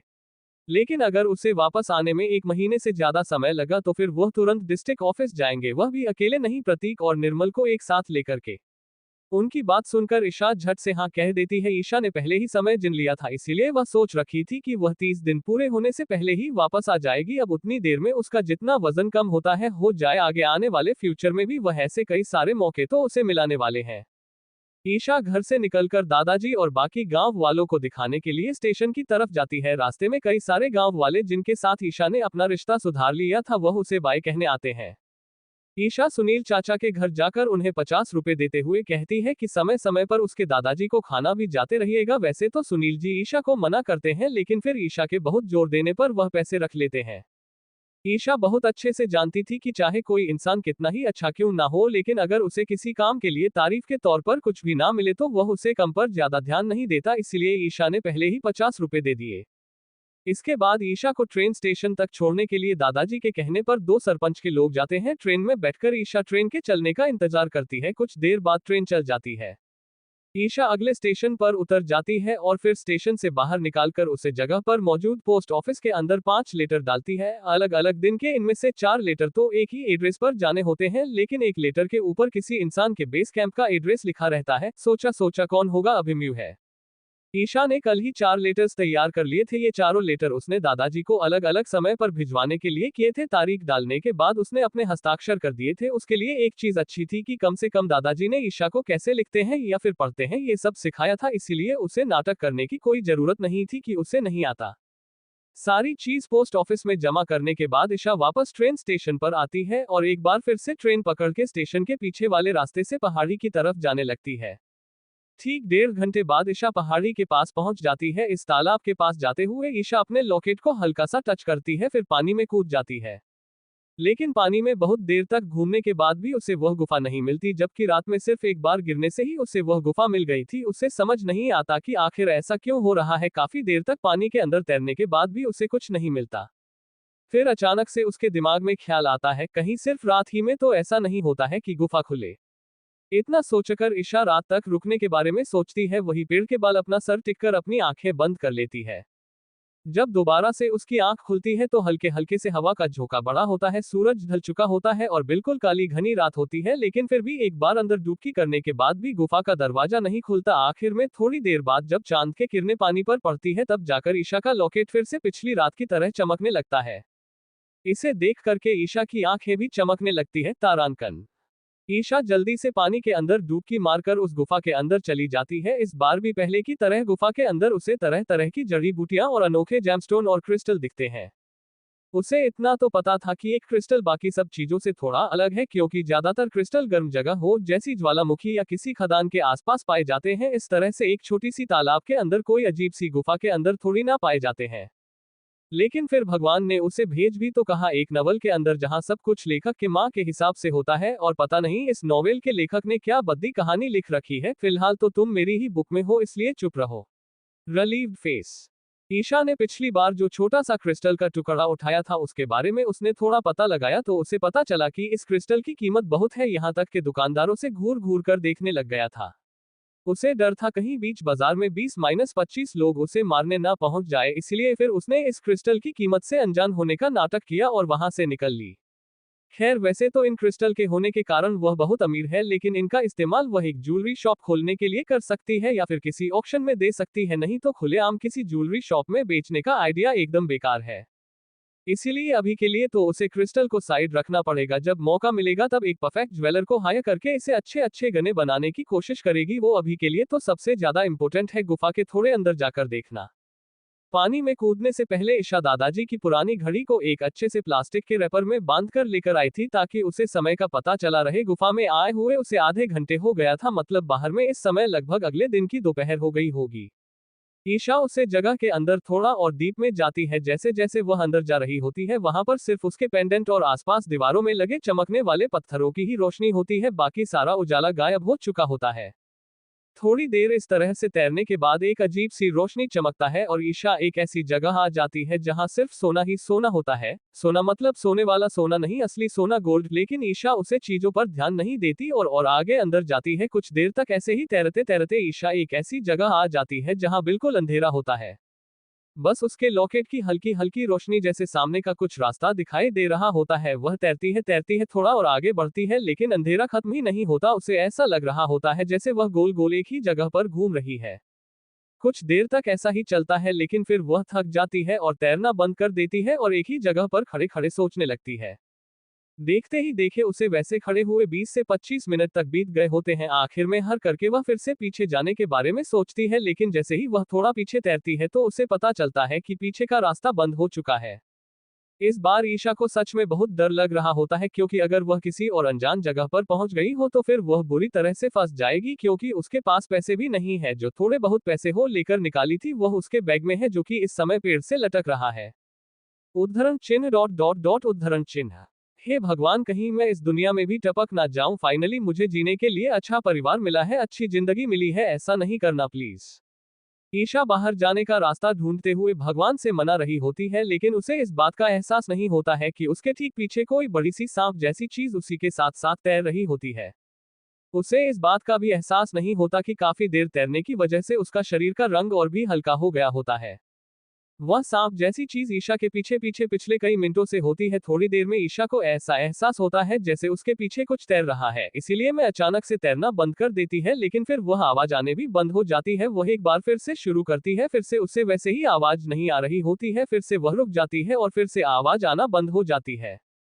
उद्धरण चिन्ह डॉट डॉट डॉट उद्धरण चिन्ह। ये हो क्या रहा है? मेरे तैरने से चार चार तरह की आवाज आ रही है। अंधेरे में ईशा को कुछ दिखता नहीं है, लेकिन फिर वह अपना लॉकेट को अपने गार्डन के पास से उठा करके थोड़ा और आगे करने की कोशिश करती है ताकि उसे दिखेगा आखिर उसके आसपास ऐसे क्या चीज है जिसकी वजह से ऐसी आवाज आ रही है। बेहतर होगा कि तुम मत ही देखना।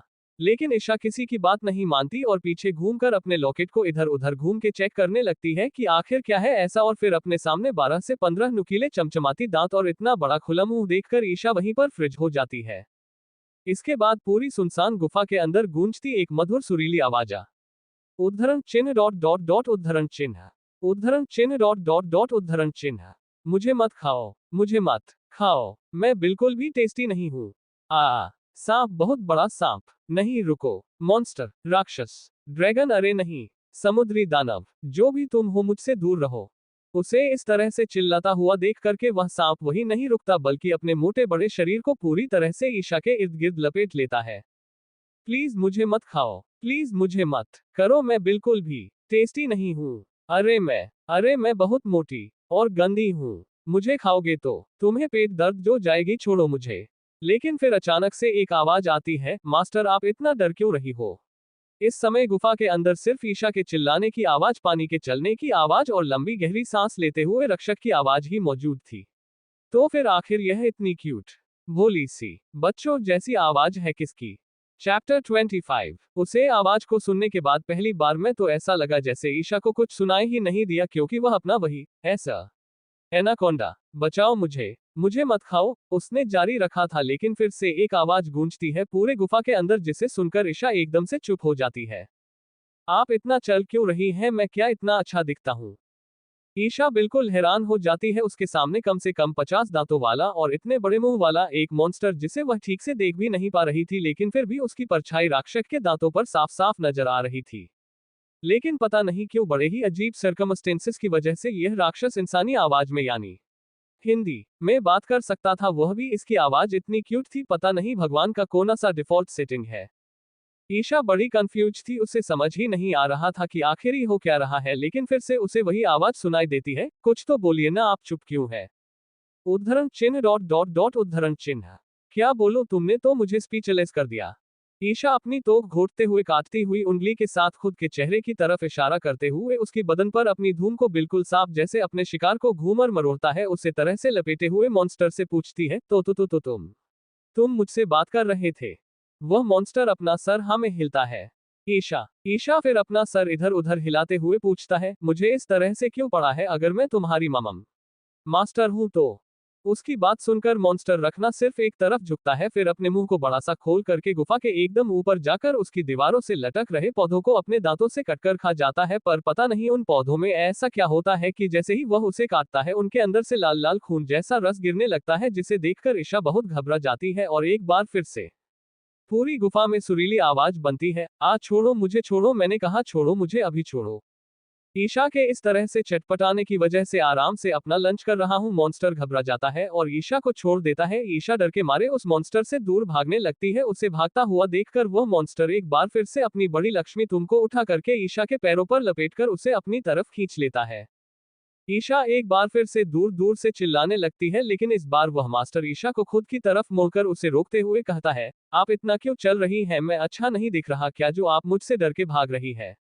उसकी बात सुनकर ईशा अंदर अंदर रो रही होती है, क्योंकि पहली बात तो इसकी आवाज इतनी प्यारी होती है, दूसरी बात यह इतनी प्यारी प्यारी शब्द का इस्तेमाल कर रहा होता है, लेकिन इसकी शक्ल डायनासोर के भाई की तरह है।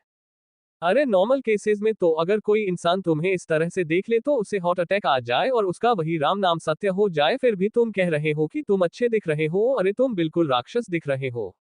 लेकिन ईशा के मन की बातें वह मॉन्स्टर तो सुन नहीं सकता था, इसीलिए वह वैसे ही ईशा की तरफ देखने लगता है।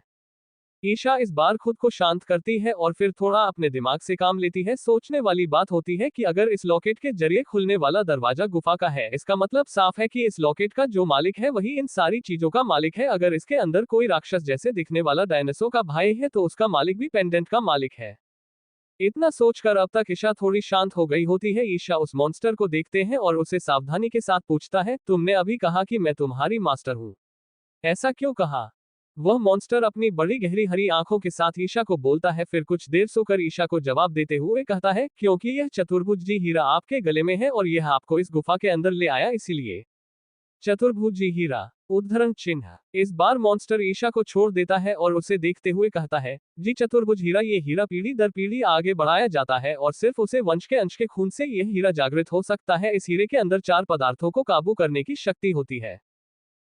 पानी, पानी, पृथ्वी, सौर ऊर्जा और पेड़ पौधे। अगर उसे इंसान के अलावा, जो कि इस वंश का हिस्सा है, कोई और इस हीरो को छूता है तो इसकी 3 शक्तियां गायब हो जाती है और सिर्फ एक ही रह जाती है, जो है पेड़ पौधे, अर्थात किसी को भी ठीक कर देने की ताकत, जो कि प्रकृति के पदार्थ को पेड़ पौधों के सूखने की वजह से मिलती है। उद्धरण चिन्ह। एक साथ इतनी सारी इंफॉर्मेशन ऑब्जर्व करने के बाद अचानक से ईशा थोड़ा घबरा कर कुछ पूछता है, पर मैंने तो यह अपने होने वाले नहीं, मेरा मतलब है अपने पति से लिया है, तो फिर मेरा खून क्यों?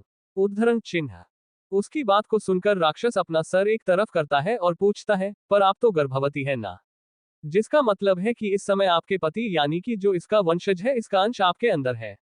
रक्षा की बात सुनकर अचानक से ईशा ऐसा बर्ताव करती है जैसे कि अभी अभी उसके दिमाग की ट्यूबलाइट जल गई हो। अच्छा, इसीलिए कारण था कि उसकी खून गिराने के बाद ही पेंडेंट में काम करना शुरू किया था। ईशा वास मॉन्स्टर की तरफ इस बार ज्यादा सावधानी नहीं भारती, फिर भी धीमी आवाज में पूछता है, इतना तो समझ में आ गया, लेकिन ये गुफा और तुम्हारा क्या कनेक्शन है? वह मॉन्स्टर बड़े ही ध्यान से ईशा को देखा है, फिर जो मुस्कान उसको सबसे अच्छी शांत लगती है उसी को अपने होठों पर सजाते हुए ईशा से कहता है, मैं हूं बाबुल मॉन्स्टर, इस जादुई गुफा का रखवाला। इसके साथ साथ मेरी जिम्मेदारी होती है मास्टर के दिए हुए सभी कामों को पूरा करने की। उसे मॉन्स्टर का नाम सुनकर के ईशा को ऐसा एहसास होता है जैसे उसके जिंदगी को देखने के जितने भी तरीके थे वह सब मस्त हो गए और ये दुनिया बिल्कुल अंधेरी हो गई है। उसे समझ नहीं आता कि आखिर एक राक्षस का नाम बाबुल कौन रखता है, लेकिन फिर जैसे कि बाबुल राक्षस ने ईशा की बात सुन ली हो और उसे एक साइड आवाज में कहता है, मैं अपने मालिक के हिसाब से अपना रूप बदल सकता हूं और मेरे जितने भी मास्टर आज तक आए हैं उन सब ने मुझे अपना नाम दिया है, इसलिए जो नाम मैंने अभी आपको कहा वह मुझे मेरे पुरानी मालकिन ने दिया था। आप चाहे तो कोई दूसरा नाम भी दे सकती है। उसकी बात सुनकर रिश्ता एक गहरी सांस छोड़ दिया, फिर सोचती है, चलो अच्छा है बच गए, वरना जब भी मुझे इसे बुलाना पड़ता है और मैं बोलती बाबुल मॉन्स्टर इधर आओ तो कैसा लगता है? ये गंदा लगता। अब तक ईशा को उसे मॉन्स्टर के साथ कंफर्टेबल तो नहीं कह सकते, लेकिन उसमें एडजस्ट कर लिया था, इसीलिए इस हीरे और उसे जुड़ी शक्तियों के बारे में और जानने के लिए ईशा कुछ मॉन्स्टर से पूछती है। हाँ तो फिर तुम अपने बारे में और कुछ अपने मास्टर्स के बारे में बताओ ना। उसकी बात को सुनकर के मॉन्स्टर अपना सिर हिलता है जैसे ईशा को बता रहा हूं कैसे समझ में आ गया, और फिर बड़ी ही धीमी आवाज में उसे बताता है, मैं एक स्पिरिट हूं, मुझे जिम्मेदारी मिली है इस हीरे से जुड़े खदानों की रक्षा करने की। जहां तक बात रही इस हीरे की, तो इसे पहाड़ों में रहने वाली देवी वैष्णवी से जोड़ा गया है। माना जाता है कि इस मंदिर पर घोर तपस्या करने के बाद ये हीरा राजवंश नाम के एक राजा को मिला था, जिसने फिर बाद में पीढ़ी अगर पीढ़ी इस हीरे को अपने बेटे और उसके बाद उनके बेटे तक पहुंचा। राजा हमेशा तपस्या किया करते थे, अपनी गलतियों का प्रायश्चित करते थे और इसी के साथ साथ प्रजा की रक्षा करते थे। उनके बेटे भी उन्हीं की तरह थे, इस हीरे की शक्तियों का उन्होंने कभी गलत उपयोग नहीं किया। इसलिए ये हीरा सालों से आज उसे इंसान के पुरखों के पास है, जिसके पास से अपने ये हीरा लिया, यानी कि आपके पति के पास। उसकी बात से एक बहुत ही इंपॉर्टेंट पॉइंट खोज निकालने के बाद ईशा उससे मॉन्स्टर को पूछता है, तो फिर इसका मतलब है कि इस गुफा के अंदर की सारी चीजों की मालकिन मैं ही हूं ना? मॉन्स्टर अपना सर हमें हिलाते हुए कहता है, जी बिल्कुल आप सही कह रहे हो। इतना सुनकर ईशा के मन में जो थोड़ा बहुत घर का गुस्सा बाकी था वह भी हवा हो गया और फिर से उसने मॉन्स्टर की तरफ देखते हुए उससे एक बहुत ही इंपॉर्टेंट सवाल पूछा, इसका मतलब यह है कि मैं अपनी मर्जी से इन चीजों का इस्तेमाल कर सकती हूँ? इस पर उसे मॉन्स्टर ने अपना सरना में हिलाते हुए कहा, आप इन सब चीजों का इस्तेमाल तो कर सकती है, लेकिन आपको फिर यह शपथ लेनी होती है कि आप कभी भी किसी ऐसे इंसान को मुसीबत में नहीं छोड़ेंगे जिसे जरूरत हो। ईशा तुरंत अपना हाथ आगे करके पानी के अंदर शपथ लेती है। इसके बाद उसे मॉन्स्टर से ईशा थोड़ा आगे तैरते हुए पूछता है, तो फिर मुझे इस गुफा के बारे में कोई और चीज बताओ, इस गुफा के अंदर और क्या क्या है देखने लायक? मुझे देखना है, तुम बस मुझे बता दो कि आखिर क्या क्या है। उद्धरण चिन्ह। वह मॉन्स्टर ईशा को बताते हुए कहता है, यहाँ पर बहुत सारी अनमोल जड़ी बूटियां हैं, अनमोल हीरे और पत्थर है और बहुत सारा सोना है। सोना सोना मतलब गोल्ड। किसी के साथ साथ यहाँ पर उग रही वह लाल घास यहाँ मौजूद हवा को पूरी तरह से साफ करती है, जिस वजह से कोई भी इंसान बड़ी आसानी से अपने शरीर के भीतर मौजूद गंदगी को बाहर निकल सकता था, जिसे इम्प्योरिटीज कहते हैं। इतना सोचकर आखिरकार ईशा को समझ में आ जाता है कि क्यों उसकी शरीर का वजन आखिरकार कम हो रहा है और इस दुनिया में इतना कम समय होता है। इसी के साथ वह राक्षस ईशा की तरफ इशारा करते हुए कहता है, मास्टर क्यों ना आप एक बार चल के सारी गुफा को ठीक से देख ले। इन सब चीजों के बीच में ईशा अपनी घड़ी पर नजर नहीं रख पा रही थी। इसी के साथ ईशा को उसे गुफा के अंदर रहे 6 घंटे लगभग बीत जाते हैं और उसका दिया हुआ पार्सल इस समय उसके पति के बेस कैंप के बाहर होता है, जो कि डिलीवरी बॉय पार्सल को ले रहा होता है और ड्यूटी पर सेक्रेटरी के लिए खड़ा था। वह उसे डिलीवरी बॉय के हाथ से सारे पार्सल्स लेता है और उन्हें फिर बेस कैंप के हेड ऑफिस में ले जाता है और एक एक करके उन पर लिखे नाम को रजिस्टर करने लगता है। लेकिन एक पार्सल पर लिखा नाम देखकर वह चौंक जाता है और कुछ देर के लिए सोचने लगता है। उसे इस तरह से कम के बीच आराम करता देखकर उसका तालिब उसके पास आता है, उसके हाथ पर मारते हुए कहता है, सुताने का समय है क्या? जो तू एकदम आराम से बैठा है, ये सारे पार्सल्स को जल्दी से रजिस्टर करेंगे, इनके मालिकों के पास पहुंचना है। तुझे पता है ना, कई कई दिनों तक अपने परिवार वालों से दूर रहने के कारण हर एक फौजी का मन करता है कि अगर उनके परिवार से कुछ आए तो उन्हें तुरंत मिल जाए और यह जिम्मेदारी हमारी है, इसलिए इसमें आलस नहीं, चलो जल्दी करो। उसकी बात सुनकर रजिस्टर में सब कुछ लिखने वाला वह सोल्जर अपने हाथों को हल्का सा झटकते हुए कहता है, तू ऐसे क्यों बोल रहा है जैसे मुझे कुछ पता ही नहीं है? मुझे पता है हमारे दोस्तों के लिए सब कितना इम्पोर्टेंट है और हमारी ड्यूटी भी बहुत इम्पोर्टेंट है और मैं कोई सो नहीं रहा था। मैं सोच रहा था आखिर पिछले 7 साल से स्पेशल डिपार्टमेंट में काम करने के बाद भी अभिमन्यु सर के नाम पर एक भी पार्सल नहीं आया था, तो फिर अचानक से यह पार्सल कैसे? उद्धरण चिन्ह। उसकी बात सुनकर उसका दोस्त भी चौंक जाता है और पार्सल को देखते हुए कहता है, अभिमन्यु सर का है, मुझे तो विश्वास ही नहीं हो रहा। जैसे ही पहले सोल्जर को लगता है कि आप उसे उसका दोस्त समझेगा, वैसे ही उसके सर पर एक बार फिर से थपकी पड़ती है। वह सवालिया भरी नजरों से अपने साथी को देखने लगता है। उसका साथी से घूरते हुए कहता है, बुद्धू कहीं के, अगर इतने सालों के बाद उनके लिए कोई पार्सल आया है तो पक्का कुछ बहुत इंपॉर्टेंट होगा और तू अभी भी सोच जा रहा है। एक काम कर, तुझे पता है नहीं है किसका पार्सल है, तू रजिस्टर कर, मैं अभिमन्यु सर के डिपार्टमेंट में से देकर आता हूँ, बेवकूफ। पहले वाला सोल्जर अपने सर पर हाथ रगड़ते हुए सोचने लगता है, हर बार ऐसा होता है, हर बार यह इंसान मुझे ठोकने थमने का एक भी चांस नहीं छोड़ता। दूसरी तरफ वह सोल्जर ले जाकर अभिमन्यु के जूनियर को वह बॉक्स थमाते हुए कहता है, यह अभिमन्यु सर का बॉक्स है, इंपॉर्टेंट है, उन्हें जाकर तुरंत दे दो। अभिमन्यु इस समय अपने रूम में बैठा था। उसके रूम में और 3 लोग थे। वह लोग किसी चीज के ऊपर बात कर रहे थे। तभी अचानक से रूम पर एक खटखटा की आवाज आती है, अभिमन्यु सर, आपके लिए एक बॉक्स आया है पार्सल में। उसकी बात सुनकर कमरे में मौजूद चारों लोग दंग रह जाते हैं, खास करके अभिमन्यु, क्योंकि जितना उसे पता था उसके घर से तो कोई पार्सल नहीं आता था, ना ही उसकी कोई ऐसा दोस्त था जो उसे पार्सल भेजे। वह थोड़ी ही हिचकिचाहट के साथ पूछता है, मेरे लिए पार्सल किसने भेजा है? उसकी बात सुनकर दरवाजे पर खड़ा वह सोल्जर बॉक्स को पलटकर चेक करता है। उसके ऊपर लिखा रहता है, to Abhimanyu Saxena, from Ms Isha Saxena. इतना पढ़कर वह सोल्जर दंग रह जाता है। उस विश्वास नहीं होता क्या अभिमन्यु ने बिना किसी को बताए चुपके चुपके शादी भी कर ली, और वह लोग जो कि अभी लगभग 30-35 साल तक पहुंचने वाले हैं और कुंवारे बैठे हैं, उनका क्या? फिर इतना सोचकर वह सोल्जर थोड़ा उदास हो जाता है और फिर जलन भरी आवाज के साथ अभिमन्यु को कहता है, आपकी वाइफ ने भेजा है सर, मिसेज ईशा सक्सेना ने। इतना सुनकर पूरे कमरे में एक जोरदार आवाज आती है, शून्य। क्या? इसके बाद अंदर से जो 3 लोग बैठे होते हैं उनमें से 2 लोग बहुत सारी आवाजें उठाकर कहते हैं, अभिमन्यु धोखेबाज, तूने हमें बिना बताए शादी कर ली। क्या हो गया तेरे वादे को? वह कम और उससे इरादे को कि मैं 30 से पहले शादी नहीं करूंगा, और तूने इतनी जल्दी शादी कर ली। अब तूने शादी भी कर ली, तेरी बीवी तेरे लिए पार्सल भी भेज रही है और यहाँ हम लोग कुंवारे ही बैठे हैं, मेरी तो कोई गर्लफ्रेंड भी नहीं बनी अब तक। उन तीनों जन के रोने को इग्नोर करके अभिमन्यु उसे सोल्जर को अंदर आने का इशारा करता है। अभिमन्यु की परमिशन मिलने के बाद वह अंदर जाता है और उस पार्सल को अभिमन्यु को देता है। वैसे तो अभिमन्यु को पता था कि उसकी पत्नी है, लेकिन उसे आश्चर्य हुआ कि आखिर उसकी पत्नी ने उसे भेजा है। अब तक वह तीनों जान चुप हो गए होते हैं, क्योंकि उन्हें पता होता है कि पत्थर पर कर मरने से कुछ होगा नहीं। इससे अच्छा है देख लेते हैं कि आखिर अभिमन्यु की वाइफ ने भेजा क्या है। फिर वह तीनों और वह सोल्जर अभिमन्यु के सामने सर झुकाकर उसे बॉक्स को देखने लगते हैं। धीरे धीरे करके अभिमन्यु उसे डब्बे को खोलने लगता है। डब्बे की पैकिंग बहुत अच्छे से की गई होती है ताकि उसके अंदर का सामान बाहर ना निकले या फिर खराब ना हो। बस कुछ ही पलों में जैसे ही उसे डब्बे की रैपिंग खुलता है, पूरे रूम में एक भीनी भीनी अच्छे लजीज खाने की सुगंध फैल जाती है। सिर्फ सुगंध ही इतनी अच्छी होती है तो खाना कितना अच्छा होगा, यही सवाल उन चारों पांचों जनों के मन में होता है। थोड़ा सा काला दिखने वाला रोहित सबसे पहले खड़ा होता है और अभिमन्यु के सामने अपने दोनों हाथ बांधकर कहता है, वही पुराने वाली टेक्निक चलेगी मिस्टर सक्सेना। तब से पीछे से समय कहता है, जो भी खुलेगा वह आधा तुम रख लेना और आधा हम सब में बटेगा। वहीं पर खड़ा अमृत, जो कि हमेशा से कम ही बोलता था, वह भी मुस्कुरा कर अपना सर हाँ में हिलता है। उन सब की नजरों के सामने अभिमन्यु जब डब्बा खुलता है तो उसके अंदर 2 बड़े बॉक्स होते हैं और 2 छोटे बॉक्स होते हैं। बड़े वाले बॉक्स के अंदर मठरी रखी होती है और छोटे वाले के अंदर मिर्ची का अचार होता है। डब्बा पूरी तरह से अभी खुल नहीं होता है, लेकिन फिर भी उसकी खुशबू इतनी स्ट्रांग होती है कि उन सबके मुंह में पानी आ जाता है। और मैं खुद को कंट्रोल न कर पाने के बाद समय और रोहित दोनों ही एक मछली का डिब्बा और एक अचार का डिब्बा उठाते हैं और तुरंत भाग जाते हैं बाहर।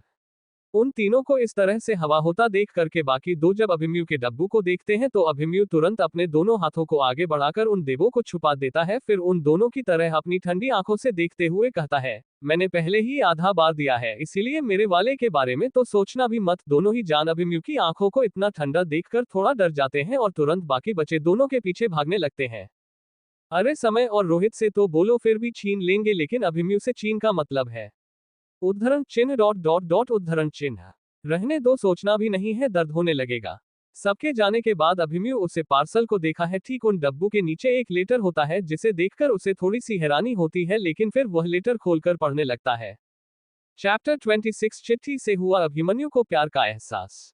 अभिमन्यु लेटर खोलता है और उसमें थोड़े आधे टेढ़े हैंडराइटिंग में लिखे शब्द देखकर उसकी आंखें चमक जाती है और इसके साथ साथ वह एक गहरी सांस लेता है, क्योंकि उसे पहले तो बहुत डर लग रहा था कि कहीं ऐसा ना हो कि ईशा पढ़ी लिखी ना हो। लेकिन अब जब वह लेटर देखा है तब उसे विश्वास हो जाता है कि ईशानी पढ़ी तो की है, कम से कम इतनी पढ़ाई तो की है कि लिखना लिखा हुआ पढ़ना और उसे समझना उसे अच्छी तरह से आता है। और यह आधी टेढ़ी हैंडराइटिंग इसलिए है क्योंकि उसने काफी समय से लिखा नहीं है। वैसे भी उसके परिवार में सब चलता है, बस पढ़ाई लिखाई के मामले में है उनका स्टैंडर्ड थोड़ा हाई है, इसीलिए उसे डर लग रहा था कि अगर ईशा ने पढ़ाई लिखाई नहीं की होगी तो कहीं प्यारी माँ हिटलर से भी ज्यादा खतरनाक में निकल जाए और सीधा पहले दिन ही ईशा को डिटेंशन ना दे दे। खैर छोड़ो, कम से कम एक टेंशन तो खत्म हुई। इसके बाद धीरे धीरे करके अभिमन्यु लेटर पढ़ने लगता है। लेटर के सबसे स्टार्टिंग में लिखी कोई बात पढ़कर उसे पता नहीं क्यों लेकिन बहुत अच्छा लगता है। कुछ ऐसे जज्बात उसके दिल में उमड़ने लगता है जिन्हें पहले उसने कभी महसूस नहीं किया था। कैसे हैं जी, मैं ईशा। मुझे पता है आपको वह खाने के डिब्बे तो मिली नहीं होंगे जो मैंने भिजवाए थे।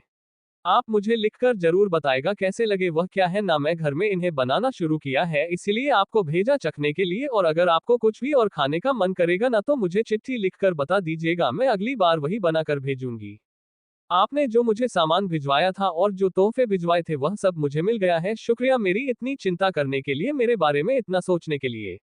मैं जानती हूँ जैन परिस्थितियों में हमारी मुलाकात हुई और फिर शादी, उनसे आप तो क्या कोई भी इंसान खुश नहीं होगा, लेकिन फिर भी आपने अपना वादा निभाया। मैंने तो मना कर दिया था, ऐसे में कोई दूसरा लड़का होता तो मुझसे पीछा छुड़ा लेता, लेकिन आपने ऐसा नहीं किया। मेरी इज्जत रखने के लिए, मेरा सम्मान करने के लिए शुक्रिया। मैं भी आपसे एक वादा करती हूँ, जिस तरह से आप अपने इस रिश्ते को अपनाया है ठीक उसी तरह से मैं भी अपनी पूरी कोशिश करूंगी। आपको शिकायत का एक भी मौका नहीं दूंगी। बस आपसे एक विनती है, आप मुझ पर विश्वास रखिएगा। आपकी ईशा। इसी के साथ लेटर के नीचे एक छोटी सी ड्राइंग बनी रहती है जिसमें एक घर के अंदर एक लड़की जो थोड़ी मोटी सी है, गोल मटोल है, बेचैनी भारी एक्सप्रेशंस के साथ दरवाजे की ओर निहार रही होती है, मानो किसी के आने का इंतजार कर रही हो। इस लेटर को पढ़कर और उसे ड्राइंग को देखकर अभिमन्यु दंग रह जाता है। अपनी 25 साल की जिंदगी में उसने आज से पहले कभी भी ऐसे जज्बातों को महसूस नहीं किया होता जैसे अब महसूस हो रहे होते हैं। अपने हाथ को उठाकर के वह उसे पेंटिंग में मौजूद लड़की को हल्का सा सहलाता है। उसके दिमाग में एक ही ख्याल आता है, क्या यह मेरे आने का इंतजार कर रही है? पता नहीं क्या अभिमन्यु के चेहरे पर एक मुस्कान आ जाती है। हमेशा अपने दोस्तों, साथियों और जूनियर्स के सामने सड़ा हुआ सा ठंडा ठंडा चेहरा बनकर खड़ा अभिमन्यु इस समय मुस्कुरा रहा होता है। आर्मी के बेस कैंप में हिटलर के नाम से मशहूर अभिमन्यु आज पहली बार किसी चीज को लेकर खुश होता है। इस समय अगर रोहित ने उसका चेहरा देखा होता ना तो पक्का उसके दिमाग में एक ख्याल आता, जज किसी ने सच ही कहा है, औरत के सामने बड़े बड़े ऋषि मुनि भी अपना तप त्याग देते हैं, तो फिर ये तो हमारे प्यारे मशहूर हिटलर अभिमन्यु जी है। आखिरी बार इतना खुशी है तभी हुआ था जब इसके परीक्षा में 85% आए थे। अभिमन्यु उसे लेटर को 2-3 बार और पढ़ता है और मुस्कुराते हुए सोचने लगता है, शायद मैंने ठीक ही किया। वैसे भी क्या खराबी है, ईशा में पढ़ने लिखने आता है, इतना अच्छा खाना बना लेती है, बस दिखने में थोड़ी खराब है, लेकिन उससे क्या फर्क पड़ता है, दिल की तो अच्छी है ना। किस तरह से उसने मुझे इन सब से दूर रहने के लिए कहा था, मुझसे माफी मांगी थी। इतनी कम उम्र में इतना सोचा ही बहुत है। वैसे भी सबसे अच्छी है मेरी ईशा। अरे वाह मेरी ईशा, तुमको तो एक ही लेटर से इतना प्यार हो गया। फिर तुम चिंता मत करो, जल्द ही जब तुम ईशा को देखोगे ना तो तुम्हें इतना बड़ा झटका लगेगा कि तुम्हें चक्कर आ जाएंगे और तुम बेहोश हो जाओगे। ईशा के लिए इस लेटर से अभिमन्यु के मन में जो गांठ थी वह तो पूरी तरह से खुल गई थी। वैसे भी अभी मैंने उसे तरह के इंसानों में से था जो कि एक इंसान का दिल कितना अच्छा है इस बात से उसे जज करता था, फिर ईशा उसे कैसे खराब लग सकती थी। एक तरफ तो अभिमन्यु बहुत खुश था, लेकिन दूसरी तरफ दादाजी उतने ही दुखी थे। जब से उनकी प्यारी पोती गई थी तब से उनके दिन बोरियत भरे हो गए थे। पहले की बात और थी, लेकिन जब से उनकी पोती ने खुद में बदलाव दिखाना शुरू किया था तब से हर रोज कोई ना कोई नई तरह के झटके उसे उन्हें मिलते ही रहते थे। ऐसा हो गया था कि अब उन्हें झटका लगने की आदत हो गई थी। लेकिन क्योंकि अब ईशा नहीं है, इसलिए पिछले 22 दिन से उनका बिल्कुल भी मन नहीं लग रहा। हाँ, वह बहुत और है कि उनकी प्यारी पोती की चिट्ठियां उन्हें हर 5 दिन के बाद मिल जाती है। लेकिन उन चींटियों का वह क्या करेंगे, उन्हें तो चिट्ठियां लिखने वाली चाहिए ना। खैर जो भी हो, इस बात से उन्हें बहुत खुशी थी कि उनकी पोती चिट्ठियों के जरिए उनका हाल चाल पूछती थी। यहाँ तक कि भले ही उन्हें दवाई टाइम पर लेनी है या ना लेनी हो, ये बात याद है। आपको टाइम पर खाना खाना है, मेरी चिंता मत करिएगा, मैं बिल्कुल ठीक हूँ। इसके साथ साथ यहाँ रहने का मुझे बहुत फायदा हो रहा है। जब मैं वापस आऊंगी तो आप बिल्कुल हैरान रह जाएंगे। और हाँ, मैं नहीं हूं उसका यह मतलब नहीं है कि आप देर रात तक बाहर बैठेंगे या फिर धूप में जाकर खेत में काम करेंगे। बिल्कुल नहीं। अगर आपकी तबीयत ठीक है फिर भी आप दोपहर में आराम से सोएगा और रात में जल्दी खाना खाकर सो जाएगा। चिट्ठी नंबर 2। दादाजी, आप जानते हैं मेरा कितना वजन कम हो गया है। इसके साथ साथ रोजाना कसरत करने से मेरी त्वचा को भी बहुत फायदा पहुंचा है। इससे यह बात तो साबित होती है कि मेरा यहाँ आने का फैसला बिल्कुल सही था। बस यहाँ पर खाना थोड़ा उबला हुआ मिलता है, लेकिन कोई बात नहीं। अच्छा, मैं फिर से एक बार आपको बता देता हूँ, आपको दवाइयाँ टाइम पर लेनी है, खाना टाइम पर खाना है और एकदम टाइम से सो जाना है।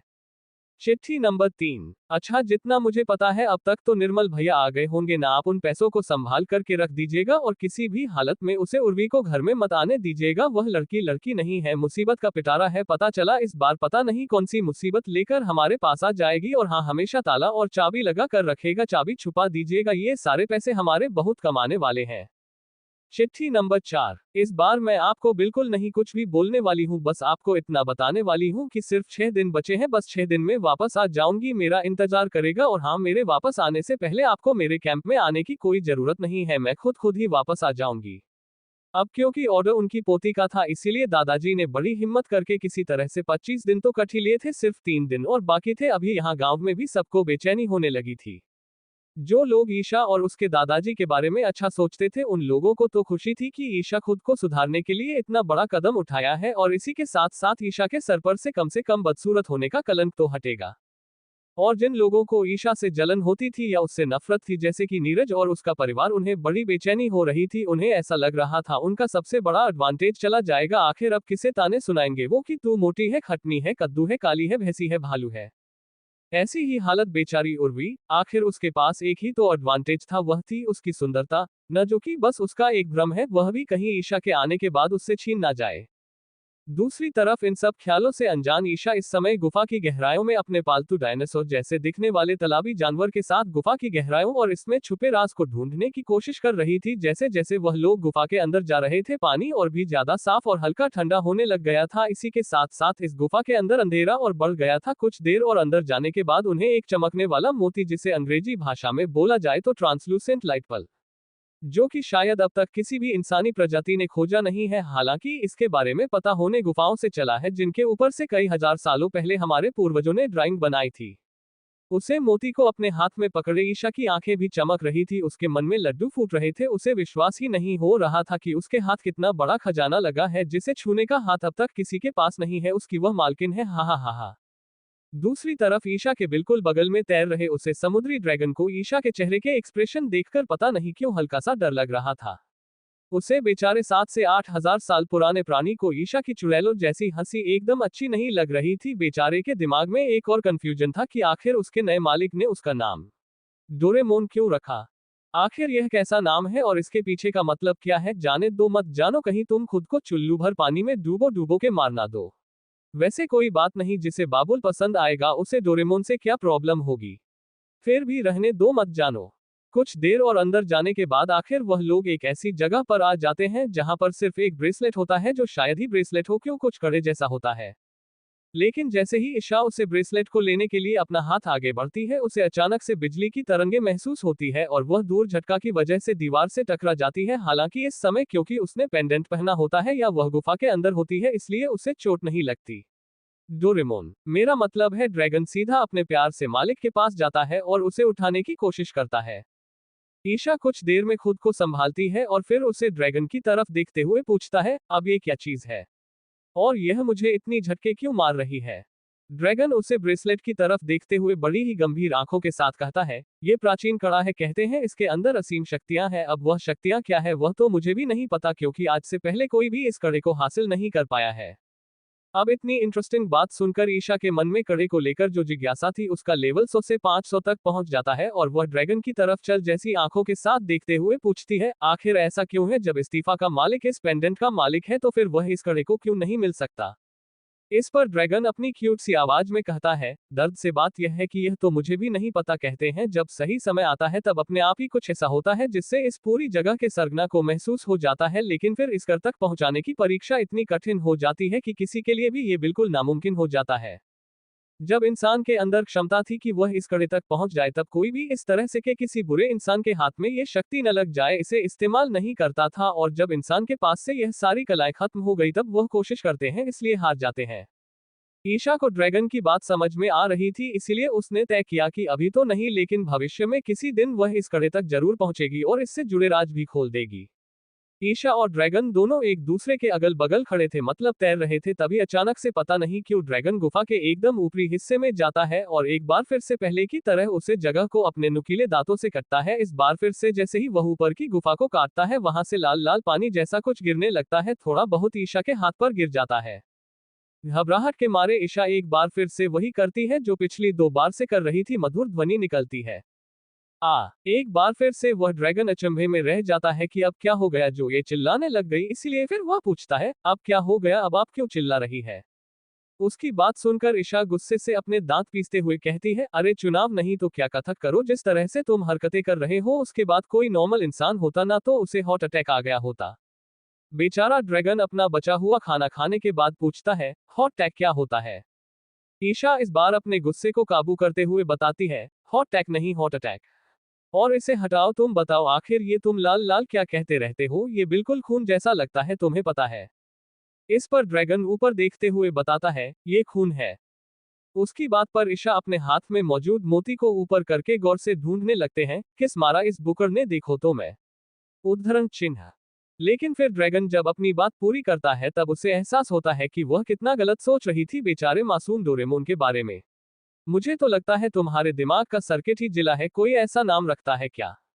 दरअसल पहले लोगों को जब चोट लगती थी और बहुत ज्यादा खून बह जाता था तब खून की कमी होने पर इस पौधे को खिलाने से उनके अंदर खून बनने लगता था और वह मृत्यु से बच जाते थे।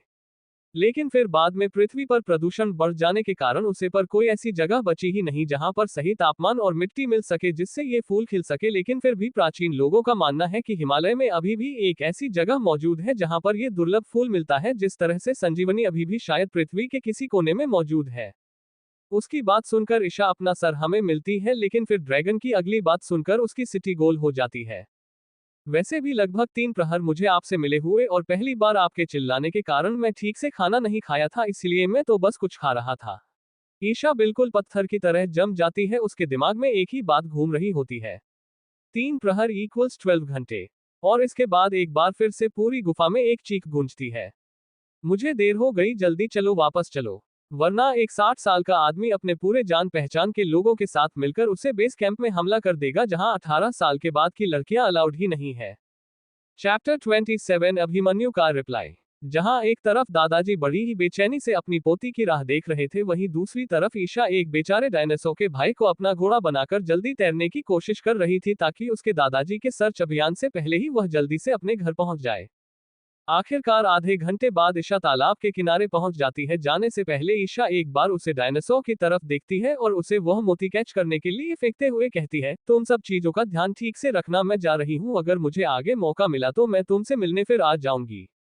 इसके बाद बिना उसने क्या बोला ये सुन भागकर पानी की सतह पर पहुंच जाती है, फिर तुरंत पानी से बाहर निकालकर कुछ देर वहां रुककर गहरी सांस लेती है। बाहर में इस समय शाम का समय चल रहा था, मौसम भी हल्का हल्का ठंडा होने लग गया था, आसमान में बादल छा गए थे, मानो कभी भी बारिश हो सकती हो जाए। ईशा आसमान में गुस्से भरी आंखों के साथ देखते हुए अपने मन में सोचती है, अरे यार क्या मतलब है, आखिर आपको प्रॉब्लम क्या है, मुझे मेरी ही किस्मत में इतने सारे कांटे क्यों बो दिए?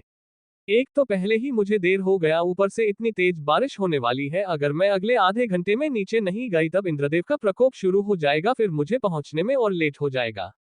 भगवान को खूब सारी खरी खोटी सुनने के बाद ईशा खड़ी होती है, लेकिन पता नहीं क्यों उसे एहसास होता है जैसे उसके शरीर पर से हवा को ज्यादा ही जल्दी से आर पार पास हो रही है। फिर जैसे ही अपनी मुंडी नीचे करके अपने शरीर को देखती है, पूरे पहाड़ वाले जंगल पर एक बार फिर से एक चीख गूंजती है, जिसे सुनकर के मुश्किल से थोड़ा आराम पाने के लिए बैठी चिड़िया भी अपना घोंसला छोड़कर उड़ जाती है। अरे वाह, मैं इतनी पतली हो गई। आखिरकार फाइनली फाइनली फाइनली मेरा पुराना वाला फिगर वापस आ गया। अरे वह मेरा रंग भी कितना साफ हो गया है। सच में पानी के अंदर रहने का इतना फायदा है, मैंने पहले कभी नहीं सोचा था।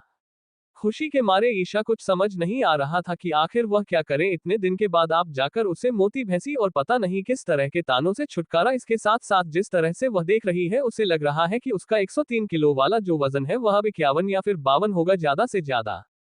ईशा को तो पहले से पता था कि वह इतनी पतली होगी, इसीलिए उसने इस तरह के कपड़े भी तैयार कर लिए थे। वह तुरंत पेड़ के ऊपर टांगे अपने आप को उतरती है, जिस पर इस समय काफी धूल मिट्टी जमीन होती है, किसी के साथ सब कुछ पत्तों के टुकड़े भी होते हैं। सारी गंदगी झाड़ परीक्षा अपने बाप का चैन खोलती है और फिर अंदर से उसके सूट से 4 गुना छोटा सूट निकालकर पेड़ के पीछे जाकर बदल लेती है। उसे पता करके शाम के समय कोई भी जंगल में आने वाला नहीं है, इसीलिए उसे किसी के बीच में या ना देखने की तो चिंता ही नहीं होती। जल्दी जल्दी अपने कपड़े बदलने के बाद ईशा सब कुछ पैक करती है और फिर बारिश होने से पहले पहाड़ के नीचे पहुंचने के लिए चलना शुरू कर देती है।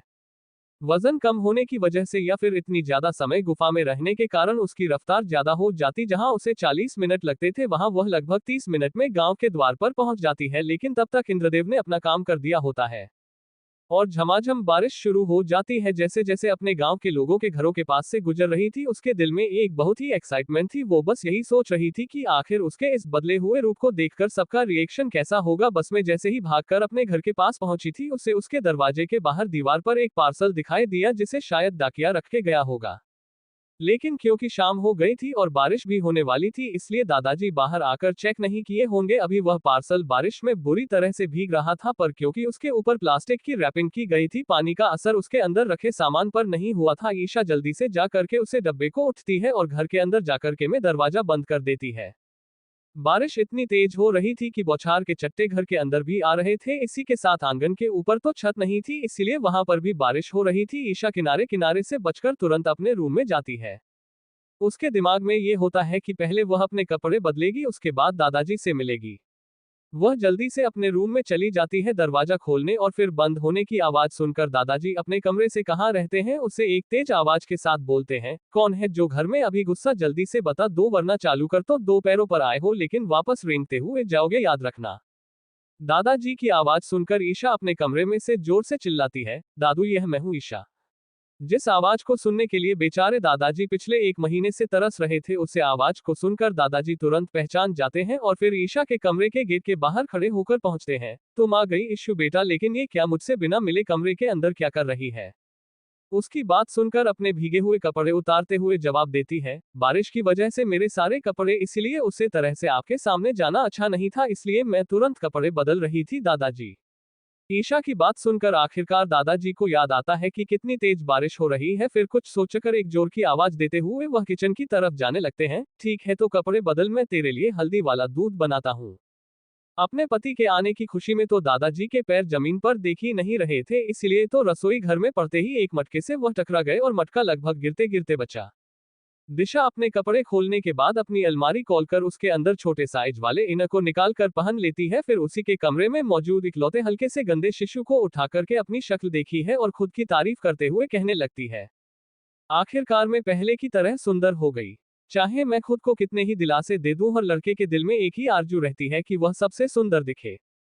इस एक्स्ट्रा बेटी के साथ मेरे कॉन्फिडेंस लेवल के अंदर तो भारी उछाल आया है।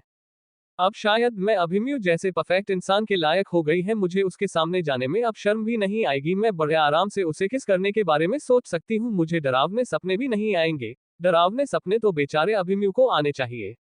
अभिमन्यु के बारे में सो करके ईशा के चेहरे पर एक अच्छी सी स्माइल रहती है। वह वही अपने कमरे में मौजूद खटिया पर बैठकर सोचने लगती है, पता नहीं अभिमन्यु को मेरी बनाई चाहिए और लेटर ठीक लगा होगा कि नहीं। मैंने उससे कहा था मुझे रिप्लाई भेजें। दुनिया में सबसे धीरे चलने वाले दिमाग की अगर कोई प्रजाति होती तो उसमें तुम जरूर शामिल होती। आखिर का रिश्ता तो याद आ गया कि उसने अभी तो अंदर आते हुए पार्सल उठाया था और वह फिर तुरंत पार्सल उठाकर उसे पर नाम और एड्रेस चेक करने लगती है। एड्रेस मार के ऊपर लिखा रहता है, गुजरात बॉर्डर वाला बेस कैंप। चैप्टर 28 सदमे में पूरा गांव। ईशा इस बॉक्स को धीरे धीरे खोलती है। बॉक्स के अंदर ज्यादा कुछ नहीं रहता, बस एक लिफाफा रहता है। जब ईशा उसे लिफाफे को खोलती है तब उसके अंदर पैसे होते हैं। लगभग 6,000 रुपए होते हैं। पैसों को देखकर ईशा चौंक जाती है। जैसे ही वह उसके पापा को बाहर निकलती है, उधर से एक पेपर नीचे गिर जाता है। ईशा उठाकर उसे पेपर को खोलकर देखी है तो उसके अंदर अभिमन्यु का लेटर देखकर वह चौंक जाती है। उसे नहीं लगा था कि अभिमन्यु उसे रिप्लाई करेगा। उसे हमेशा से पता था कि अभिमन्यु उसे पसंद नहीं करता है, लेकिन फिर भी उसने अपनी साइड से पहल की थी। उसे नहीं पता था कि उसे इसका रिजल्ट इतनी जल्दी मिल जाएगा। ईशा उसे लेटर को खोलकर देखा। हेलो अंडरस्कोर ईशा, मुझे पूरी उम्मीद है तुम बिल्कुल ठीक होगी। अगर तुम्हें कोई भी प्रॉब्लम है तो तुम बेझिझक मुझे बता सकती हो। मैं अपनी पूरी कोशिश करूंगा तुम्हारी मदद करने की, लेकिन तुम्हें इस तरह से पैसे बर्बाद करने की कोई जरूरत नहीं है। वैसे तो मुझे तुम्हारा बनाया हुआ खाना बहुत अच्छा लगा, लेकिन तुम अगली बार से कोशिश करना कि कम खर्च हो। अपना और दादाजी का पूरा ध्यान देना, और अगली बार से मैं अपनी सैलरी तुम्हें भेजा करूंगा। तुम मुझे टाइम पर जाकर पोस्ट ऑफिस से ले लेना। अभी फिलहाल ये थोड़े पैसे भेजे हैं क्योंकि मेरे पास इस समय इतना ही कैश था। तुम्हारा शुभचिंतक अभिमन्यु। लेकिन लेटर पढ़ने के बाद जोर जोर से हंसने लगती है। इतना फॉर्मल लेटर, साफ साफ पता चल रहा था कि उसने इससे पहले कभी भी किसी लड़की को कोई लेटर नहीं लिखा। लेकिन जो भी कहो, उसे बहुत अच्छा लगता है। उसके दिल में इस समय अभिमन्यु से सिंपल और थोड़ी फॉर्मल लेटर को पढ़कर जो जज्बात आ रहे थे वह तो किसी रोमांटिक नॉवेल को पढ़ने के बाद भी नहीं आते। इस लेटर में ना सिर्फ उसने अपनी घबराहट और फिक्र दिखाई थी, बल्कि उसे अच्छे से पता था कि ईशा फाइनेंशियली एकदम स्ट्रांग नहीं है, इसलिए उसकी हेल्प करने की भी कोशिश की थी। आखिर अपने लाइफ पार्टनर से एक इंसान और क्या उम्मीद कर सकता है, क्या पता उसे प्यार भी हो जाए।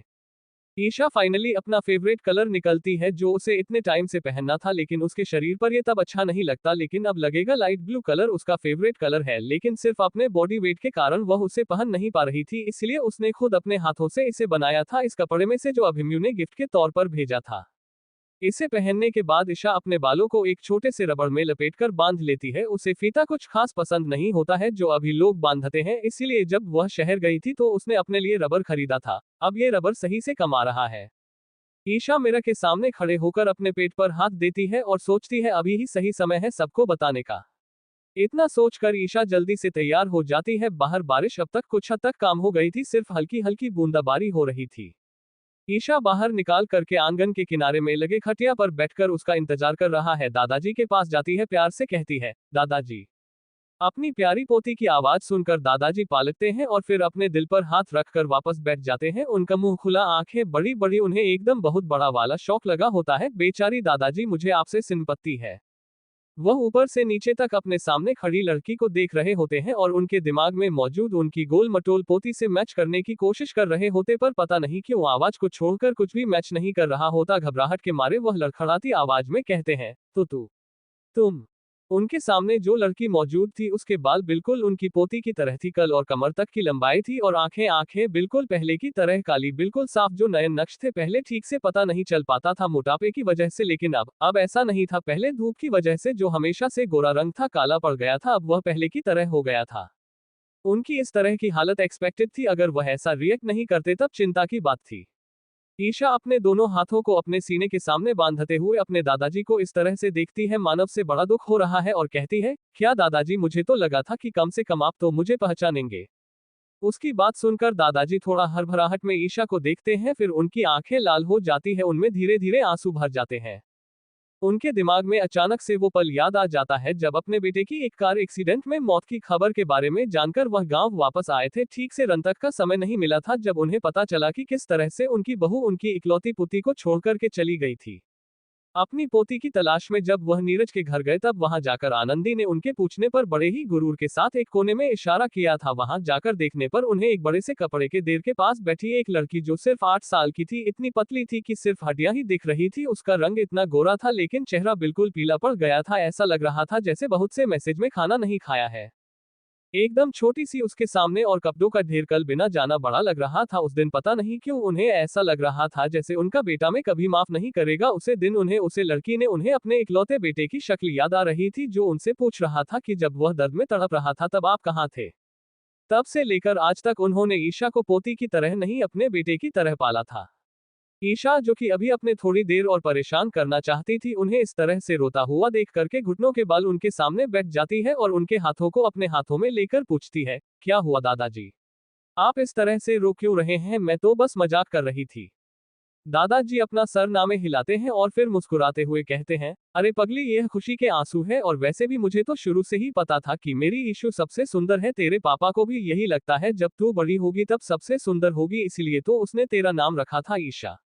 उन्हें उनके बेटे का खुशी भरा चेहरा आज भी याद है। उसे दिन बच्चा क्या पैदा होने के बाद उन्हें तुरंत वापस जाना पड़ गया था किसी जरूरी काम की वजह से, इसलिए वे नाम नहीं सुन पाए थे, लेकिन बाद में उनके बेटे ने चिट्ठी लिखकर भेजा था, मेरी बेटी का नाम होगा ईशा, मतलब प्रकृति सबसे सुंदर। सब लोगों को बेटे चाहिए होते हैं, लेकिन उनके बेटे को बेटी होने पर भी कोई दुख नहीं था, बल्कि उसे उसने बेटों की तरह पाला था।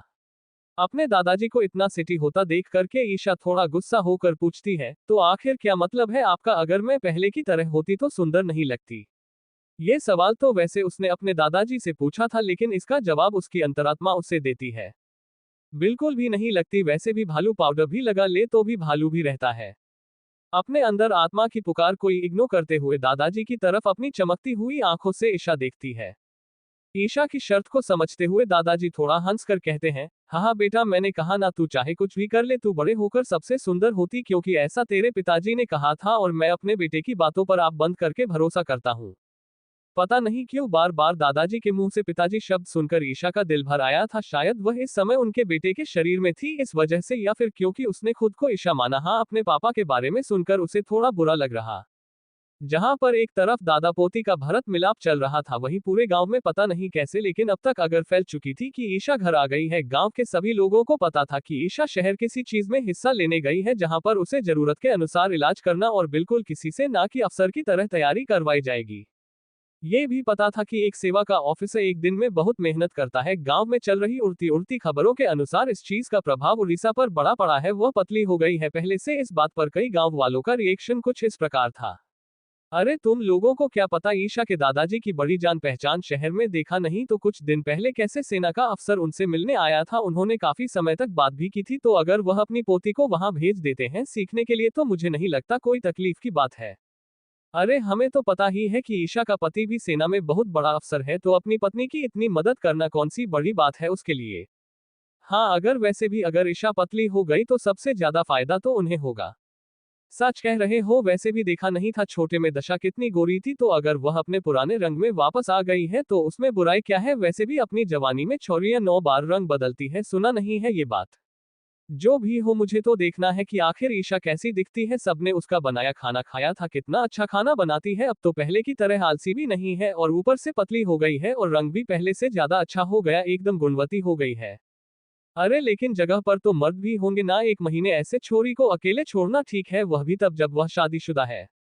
अरे तुझे नहीं पता, ईशा जिस जगह गई है ना, वहां पर खाली लड़कियां सिखाती है। क्या बोल रही है? कन्याएं भी ऐसा काम करती है जैसे लड़के करते हैं? अरे हाँ करती है, गोलियां भी चलती है और लोगों को मारती भी है, सरहदों पर निगरानी भी रखती है। तूने दुनिया थोड़ी नहीं देखी। मैंने सुना है जब शहर गई थी तो कई सारी बड़े बड़े खानदान की लड़कियां ऐसी सब चीजों में हिस्सा लेती है। सही कहा, तब तो अच्छा है। जहां गांव वालों के साथ अच्छा रिश्ता बनाने का ये नतीजा निकलता है कि ईशा के बारे में एक भी बुरी अफवाह पहनती है, वहीं दूसरी तरफ कुछ लोगों के पैरों से जमीन खिसक जाती है, जिन्हें विश्वास ही नहीं होता कि आखिर उनकी किस्मत इतनी बुरी कैसी है। जैसे कि उर्वी, और इसीलिए इस समय वह ईशा के घर की तरफ जा रही होती है, देखने की उसे जो उड़ती उड़ती खबर मिली है वह पक्की है या झूठी है। और भी धीरे धीरे ईशा के घर के दरवाजे से होकर आंगन में जाती है और फिर कमरे में झांकने की कोशिश करने लगती है। कमरे में उसे कोई नहीं दिखता तो रसोई घर में जाती है, वहां पर ईशा तो नहीं होती, लेकिन लाल लाल पके पके सेब रखे होते हैं। जब से ऐसा उनके घर से सारा सामान वापस लेकर गई थी और उन्हें धमकी दी थी, तब से उसकी जिंदगी अपने ही घर में जहन्नम हो गई थी। ठीक से खाना भी नहीं मिलता था। उन फलों को देखकर उसके मन में लालच आ गया और उसने वहां से 6-7 फल उठाकर तुरंत अपने साथ अपने बगल में लटक रहे ठेले में डाल दिया, लेकिन उसे नहीं पता था कि 2 चील जैसी आंखें उसे घूर घूर कर देखे जा रही है। जैसे ही अपनी चोरी में सफल होकर पूर्वी अपने दूसरे काम में लगती है, उसके कंधे पर किसी की थपथपाई पड़ती है। उर्वी अचानक से एकदम डर जाती है और घबराकर जब पीछे घूमती है, तब अपने सामने बिल्कुल किसी अनजान चेहरे को देखकर एक लंबी गहरी सांस लेती है और उससे लड़की को ऊपर से नीचे तक देखती है। लड़की दिखने में बड़ी अच्छी होती है, इसके नैन नक्श बड़े सुंदर लग रहे होते हैं, खास करके उसकी आंखें बिल्कुल गहरी और एकदम साफ। पता नहीं क्यों, शायद इंसान की फितरत होती है कि जब वह अपने सामने कोई सुंदर चीज दिखती है, सुंदर इंसान दिखता है, तो उसकी मन तुरंत खुशी से भर जाता है। उर्वी के साथ भी कुछ ऐसा ही होता है। अपने सामने खड़ी लड़की को देखकर उसे बड़े प्यार से पूछती है, आप कौन है और यहाँ मेरी बहन के घर पर क्या कर रही है? उसके बात सुनकर वह लड़की अपनी आंखें चौड़ी करते हुए उंगली से पूरे घर की तरफ इशारा करते हुए कहती है, इस घर में जो रहती है वह तुम्हारी बहन है। उसकी बात सुनकर पूर्वी अपना सर हाँ में हिलाते हुए कहती है, जी बिल्कुल वह मेरी बहन है और यहाँ मेरे दादाजी भी रहते हैं। मैं रसोई घर में आई थी कुछ खाने के लिए, इतनी देर से कम कर रही थी ना, इसलिए थक गई थी। उसे इतनी सफाई से झूठ बोलता देखकर के ईशा का मन करता है कि वह सब हम सब दिखाएं और कहे कि अगर तुम इस समय एक्टर बन जाओ तो पक्का ऑस्कर जीतोगे, लेकिन फिर कुछ सोचकर थोड़ा मुस्कुराहट है उर्वी के पास आकर उसके कान में गुदगुदाते हुए कहती है, पर मुझे क्यों नहीं पता कि मेरे माँ बाप की एक और बेटी है और तुम जिसे मेरे दादाजी को चाचा कहकर बुलाना चाहिए वह उन्हें दादाजी कहकर बुला रही है। फिर पता नहीं क्या होता है लेकिन उर्वी के दिमाग का फ्यूज हो जाता है खत्म, उसका चेहरा पीला पड़ गया होता है, यहाँ तक कि जीथैली को अब तक उसने अपनी जान की तरह पड़ा हुआ था वह भी उसके हाथ से छूटकर नीचे गिर जाता है और पूरे रसोई घर में चारों तरफ से भी सेब लुढ़कते हैं। पूर्वी की हालत इस समय इतनी ज्यादा खराब हो गई होती है कि वह डर के मारे जमीन पर गिर जाती है और कुछ देर तक ईशा की तरफ उंगली दिखा करके अपने मुंह से बस इतना ही निकल रही होती है, ये कैसे। उसकी हालत देखकर ईशा को बड़ी सेटिस्फैक्शन मिलती है सिर्फ इस पूर्वी की वजह से। जब उसने अपने बच्चों को पिछली बार जन्म दिया था तब उसके बच्चों को और उससे बड़ी तकलीफ झेलनी पड़ी थी, इसलिए अब उर्वी को सड़ने में देख करके ईशा को बड़ा अच्छा लगता है। वह बड़ी ही खुशी के साथ अभी भी सवे में पड़ी ईशा के हाथ को पकड़ दी और धीरे धीरे उसी आंगन से होते हुए घर के बाहर निकलती है और घर के बाहर ले जाकर खड़ा कर देती है। उर्वी अभी भी ईशा को बिल्कुल किसी भूत की तरह देख रही होती है। ईशा उसकी तरफ मुस्कुराती है और फिर धड़ धड़ रामम की आवाज के साथ दरवाजा बंद हो जाता है। दरवाजा बंद करते समय निकली आवाज की वजह से पूर्वी एक बार फिर से बाहर गिर जाती है और अपने सदमे से बाहर आकर के एक लंबी गहरी सांस लेती है। ईशा को उर्वी की हालत से घंटा फर्क नहीं पड़ता था, मर भी जाए ना तो वह खुशी से नाचेगी और पूरे गांव को दावत पर बुलाएगी। इस समय तो उसके लिए सबसे बड़ी प्रॉब्लम थी अभिमन्यु के लेटर का जवाब देना। नहीं यह नहीं थी बल्कि उसके बच्चे के होने वाले बाप को उसके बच्चों के बारे में बताना, क्योंकि अभी ही सही समय था। एक बार 3 महीना पूरा हो जाए उसके बाद उसका पेट बढ़ने लग जाएगा और इस वजह से पूरे गाँव वालों को वैसे भी पता चल जाएगा। और यह कैंप की वजह से एक संभावना ये भी थी कि कहीं गांव में कोई घटिया बात ना फैलने लग जाए, इसलिए ईशा को अब जो कदम उठाना था वह बड़ा सोच समझकर उठाना था। चैप्टर 29 मैं मां बनने वाली हूँ। ईशा अगले कुछ दिन बस गांव वालों से मिलते जलती है, बातें करती है, सबके मन में उसका बहुत अच्छा इंप्रेशन पड़ जाता है। ज्यादातर गांव वालों के मन में जो उसके लिए थोड़ी भी नेगेटिव फीलिंग्स होती है इन कुछ दिनों में ईशा ने दूर कर देती है। अभी इस समय इस है कुएं के पास बैठकर गांव के कुछ औरतों के साथ बात कर रही होती है। सब लोग आपस में खेत की फसलों को किस तरह से संभाला जाए इस पर बात कर रहे होते हैं। कुछ लोगों का मानना होता है कि फसलों को गोदाम में रख लेना चाहिए तो कुछ लोगों का मानना होता है कि सरपंच जी को दे देना चाहिए। इस पर ईशा बोलती है, क्यों ना ऐसे करते हैं, हम सबके पास तो पहले का सामान बचा ही होगा, ठंडियों के लिए जितनी की हमें जरूरत है उतना रख लेते हैं और बचा हुआ ग्राम पंचायत में भेज देते हैं। उसकी बात सुन करके सब लोग चुप हो जाते हैं। एक गांव की बूढ़ी औरत अचानक से पूछता है, पर ऐसा क्यों? इस पर ईशा हल्का सा मुस्कुराते हुए अपने चेहरे पर आ रही बाल की लड्डू को कान के पीछे करते हुए कहती है, देखिए अगर हम लोग जैसे करते हैं वैसे ही करेंगे तो हमारे पास इतना सारा सामान रखने की ज्यादा जगह नहीं होती, इसीलिए हर साल कितना सारा सामान होता है जो चूहे खा जाते हैं या फिर बारिश में भीग जाता है, अंत में वह हमारे किसी काम नहीं आता, इसीलिए जितनी जगह है उतना सामान रखते हैं और जो सामान बचता है उन्हें ग्राम पंचायत में रखवा वहां पर तो इसके लिए सुविधा है ना, कोल्ड हाउस है, इससे अगर कभी अनाज की जरूरत पड़ी तो सरकार हर साल ही ग्राम पंचायत से अनाज खरीदती है, तो अगर हमारा अनाज रहना तो उससे पर जो मुनाफा होगा उसके लिए हमें पैसे में मिलेंगे और बाद में बीज भी मिलेंगे। उसकी बात सुनकर सभी औरतें अपना सर हाँ में हिलाती हैं। बात तो सही है, घर में रखे रखे खराब होने से अच्छा है कि ऐसी जगह रख दे जहां पर बाद में उसके पैसे मिलने के भी मौके बने। ज्यादातर औरतें अपने मन में यह बात ठान लेते हैं कि आज जाकर किसी न किसी तरह से अपने पति के दिमाग में यही बात डालनी है। उन सबके के चेहरे पर हल्की सी मुस्कान देखकर ईशा को अच्छा लगता है। ईशा बात कर रही होती है कि तभी अचानक से उसे अजीब सा एहसास होने लगता है और फिर उसे उल्टी आने लगती है। वह खड़े होकर तुरंत भागकर एक पेड़ के सामने जोकर उल्टियां करने लगती है। उसे इस हालत में देखकर कहीं बुढ़ी औरतों के मन में शक का बीज पनपने लगता है। ईशा की मदद के लिए सुनील अंकल की पत्नी जानती है, फिर उसे संभालकर वापस लाकर उसके पहले वाली जगह पर बैठा देती है। उसके चेहरे को इस तरह से देखकर एक औरत से रहा नहीं जाता और वो उससे पूछने लग गई, ईशा तुझे इस तरह से उल्टियां क्यों आ रही है, तेरी तबीयत काफी समय से खराब है क्या? इस सवाल पर वह मौजूद सभी औरतों के कम खड़े हो जाते हैं, यहाँ तक कि सुनील काका की पत्नी जिन्होंने इस समय ईशा का हाथ पकड़ा था वह भी अपने कान खड़े करके ईशा के जवाब का इंतजार करने लगती है। इन सब आंखों को अपने ऊपर महसूस करके ऐसा अपना शहर हल्का सा नीचे झुकती है, फिर हल्के हाथ से अपने सीने को सहलाते हुए कहती है, हाँ, एक हफ्ते से बड़ी थकाई थकाई सी लग रही थी। पहले तो लगा कि जो ट्रेनिंग कैंप था उसमें गई थी, इस वजह से ऐसा हो गया है। 1-2 दिन में ठीक हो जाएगा, लेकिन अभी तक कुछ भी असर नहीं हुआ है। दवाएं ली फिर भी। उसकी बात सुनकर कहीं औरतों का चेहरा चमकने लगता है, जैसे उन्हें कुछ समझ में आ गया। सुनील काका की पत्नी इन लोगों के चेहरे को देखते हैं और अपनी आंखें घूमते हुए ईशा से कहती है, बेटा, आखिरी बार तेरे महीने कब आए थे, तुझे याद है? इस पर ईशा कुछ देर सोचकर बताती है, लगभग 2 महीने हो गए। पहले तो मुझे लगा कि मैं एक साथ इतना वजन कम कर लिया, शायद इस वजह से ऐसा है, लेकिन अब तबीयत खराब होने की वजह से समझ नहीं आ रहा कि क्या करूं। उसकी बात सुनकर सभी लोग अपने दिमाग में कैलकुलेट करने लगते हैं। इस समय लगभग वहां पर बैठी 10 औरतों के दिमाग में एक ही बात चल रही होती है। ईशा का पति गांव में 2 महीने पहले आया था। शुरू शुरू में तो पता भी नहीं चलता है इसके लक्षण कहीं ऐसा तो नहीं की। इसी के साथ एक साथ 10-10 ट्यूबलाइट जल जाती है। एक बुई औरत ईशा को थोड़ी देर रुकने के लिए बोलता है, फिर अपने पोते को बुलाकर उन्हें गांव के कोने में रहने वाली दाइमा को बुलाने के लिए कहती है। ये दाइमा वही है जिनके हाथों आज तक लगभग गांव के सभी बच्चे पैदा हुए हैं। ईशा खुद के हाथों पैदा हुई है। वैसे तो टाइमर ज्यादा बुरी नहीं रहती, लेकिन उनकी उम्र भी लगभग 50 साल होती है, इसीलिए उन्हें आने में थोड़ा टाइम लगता है। तब तक सभी औरतें ईशा को समझने लगती है। आधी बातें उसके समझ में आती है, आधी उसके सर के ऊपर से निकल जाती है।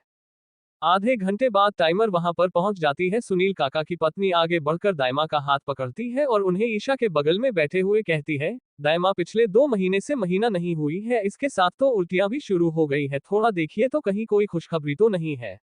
दाइमा अपना हाथ आगे बढ़कर ईशा की हथेली को लेती है, फिर उसके बाद उसके नब्ज को चेक करती है। कुछ देर ऐसे ही बीत जाते हैं, फिर दाइमा अपनी आंखें खोल के हल्की सी हंसी हंसते हुए ईशा के चेहरे को अपनी उंगली से हल्का सा सहलाती है और कहती है, छोरी, तू तो मां बनने वाली है, दूसरा महीना चल रहा है।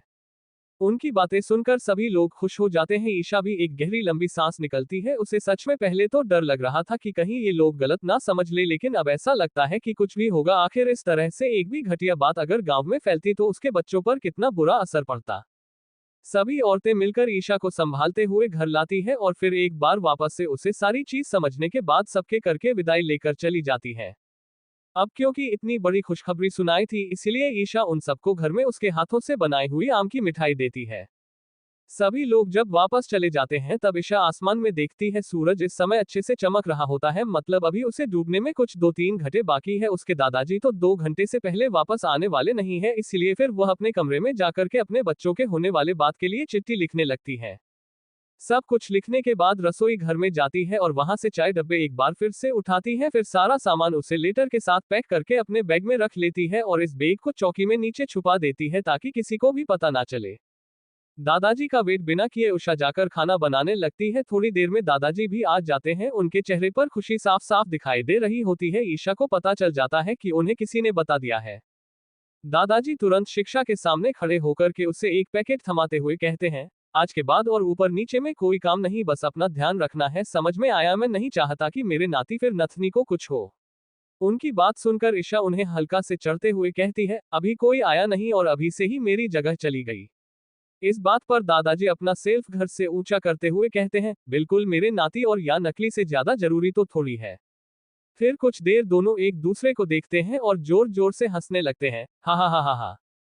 अगले दिन ईशा उस लेटर के साथ मौजूद डब्बे को ले जाकर के पोस्ट ऑफिस में जमा कराती है और सोचती है कि ठीक 10 दिन बाद ये सारी चीज अभिमन्यु को मिल जाएंगे, लेकिन उसे नहीं पता रहता कि जब से उसने पहले छुट्टी नहीं भेजी थी तब से अभिमन्यु ने अपने कनेक्शंस के थ्रू पोस्ट ऑफिस में उसके सामान को प्रायोरिटी दी थी और अब उसको सामान से 4 दिन के अंदर पहुंच जाता है।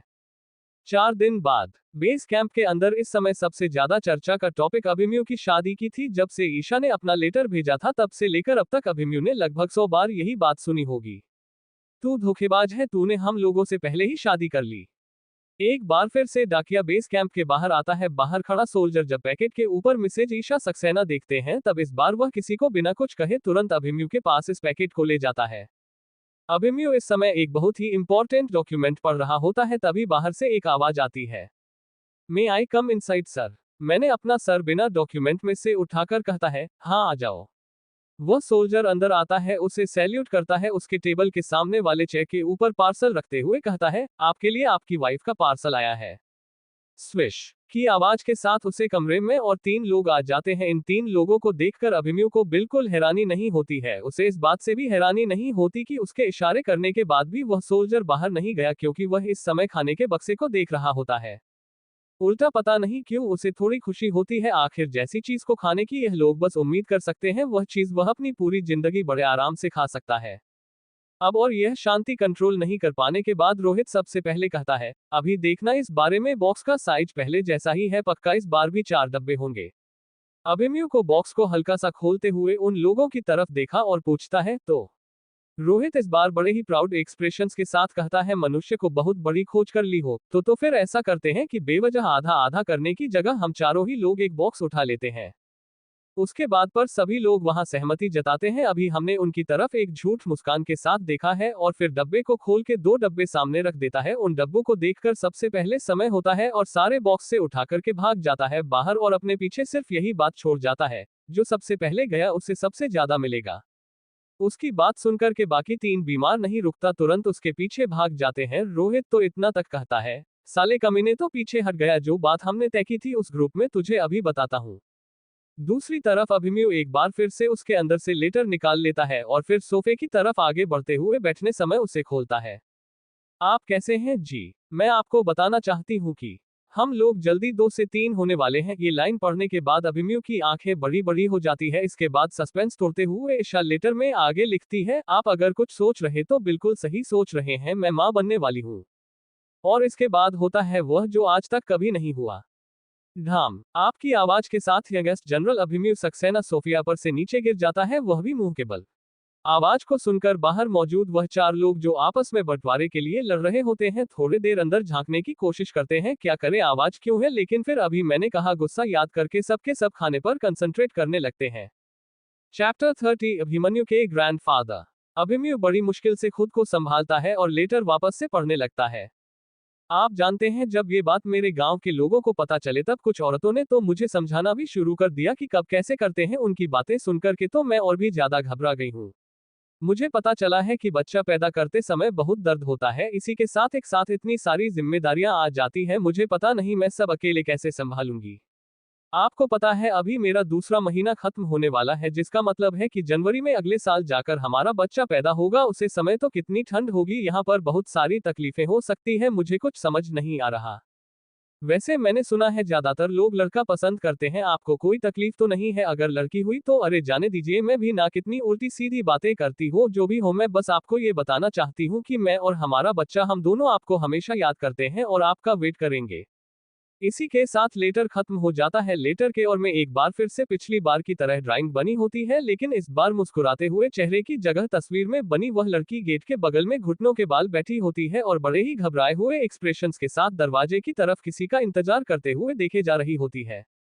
इस लेटर को लिखते समय इसने बहुत सोचा था। ईशा ने वह चाहते थे कि जब बच्चा छोटा होता है अभिमन्यु के मन में उसके लिए प्यार जगा रहे, उसे अपनी रिस्पॉन्सिबिलिटी का एहसास हो, पता चलेगा बच्चा सिर्फ उसका नहीं है बल्कि उन दोनों का है। मेरा जन्मदिन है, समझ में आती है अपने बच्चों के लिए प्यार और रिस्पॉन्सिबिलिटी नहीं है, आगे भी होने के चांसेस बहुत कम है। आपके रूम की शादी इस तरह से हुई है कि 2 महीने से शादीशुदा होने के बाद भी उन्होंने एक दूसरे को सिर्फ एक दिन देखा है। अभिमन्यु अपने हाथ से उसे छोटी सी ड्राइंग को टच करता है, उसे तो विश्वास ही नहीं होता है उसकी लाइफ में छोटे से ड्राइंग वाले पेंटर की वजह से इतना चेंज आ रहा है। अचानक से अभिमन्यु को ख्याल आता है कि किस तरह से उसके हाथ में एक बहुत ही छोटा सा कमल सा मासूम सा बच्चा है जो उसकी तरफ देखकर खिलखिलाकर हंस रहा है। इतना सोचकर अभिमन्यु के चेहरे पर एक गहरी मुस्कान आ जाती है। अभिमन्यु जल्दी से अपने ऑफिस के कोने में रखे टेलीफोन के पास जाता है और सीधा कमिश्नर यानी कप्तान फूफा जी को फोन करता है। 6-7 घंटियां जाने के बाद दूसरी तरफ से फोन उठा लिया जाता है, लेकिन दूसरी तरफ वाले इंसान के बोलने का वेट न करते हुए अभिमन्यु तुरंत कहता है, अंकल अब जल्दी से जल्दी कुछ मोटे गद्दे, अच्छी कॉटन वाली तकिया और रजाई के साथ साथ फर वाले जैकेट का इंतजाम कर दीजिए। दूसरी तरफ फूफा जी जो कि अपना मुंह हिलो बोलने के लिए खुले होते हैं बंद कर लेते हैं और सोचते हैं अचानक से मेरा भांजा अपने आप जैसी हरकतें कैसे कर रहा है, बेवजह मुझे इधर नजर का ऑर्डर दे रहा है, इतनी गर्मी में भी इस इंसान को ये सब चीज चाहिए। सच में ये सक्सेना परिवार के जितने भी मर जाना सब के सब एकदम। लेकिन फिर भी अंकल अपना मुंह खोलकर जवाब तो देते ही और कहते हैं, ठीक है तुम्हें कम करो, लेटर लिख दो, मैं उसे फैक्स के जरिए या आपसे भिजवा दूंगा, वह तुम्हारे लिए अरेंज कर देगा। और अगर मैं तुम्हें अपनी तरफ से भेजने वाला हूं तो बहुत थोड़ा टाइम लग सकता, क्योंकि पहले बहुत सारी चेकिंग होने वाली है। लेकिन फिर अभिमन्यु के बात सुनकर उनके पैरों तले जमीन खिसक जाती है और वह इतना घबरा जाते हैं कि फोन उनके हाथ से गलती से गिर जाता है। मुझे अपने लिए नहीं चाहिए, अपनी बीवी के लिए चाहिए। पहाड़ों में रहती है ना, पहाड़ों में बदलते रहते हैं, कोई गारंटी नहीं है, इसलिए मैं चाहता हूँ कि अपनी सारी चीजों से भिजवा दे और मेरी वाइफ प्रेग्नेंट है।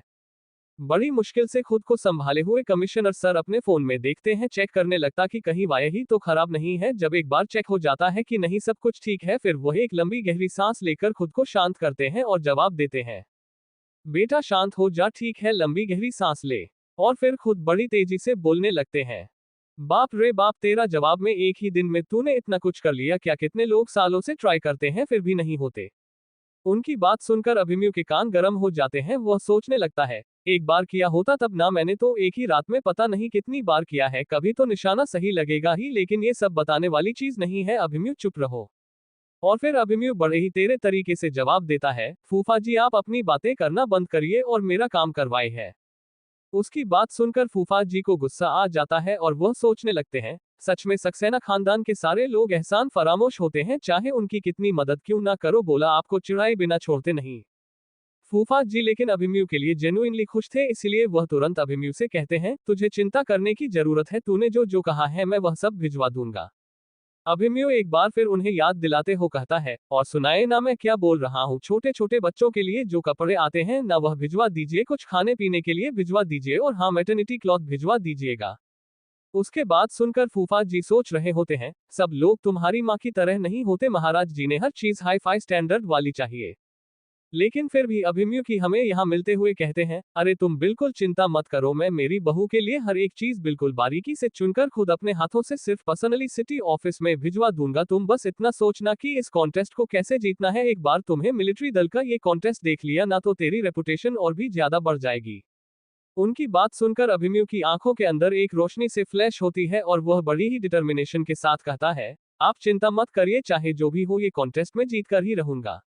मैं ये कॉन्टेस्ट जीत लूंगा और ईशा को अपने पास रखूंगा। मैं अपने बच्चों को वह सब नहीं रहने दूंगा जो झेलना पड़ा था। उसे याद था कि किस तरह से उसे दिन भर दरवाजे के बाहर अपनी मम्मी पापा का इंतजार करने के लिए खड़ा रहना पड़ता था, लेकिन फिर भी कोई नहीं आता था। गिर जाने पर खुद उठाना, भूख लगने पर खुद किचन सेट खाना ले लेना।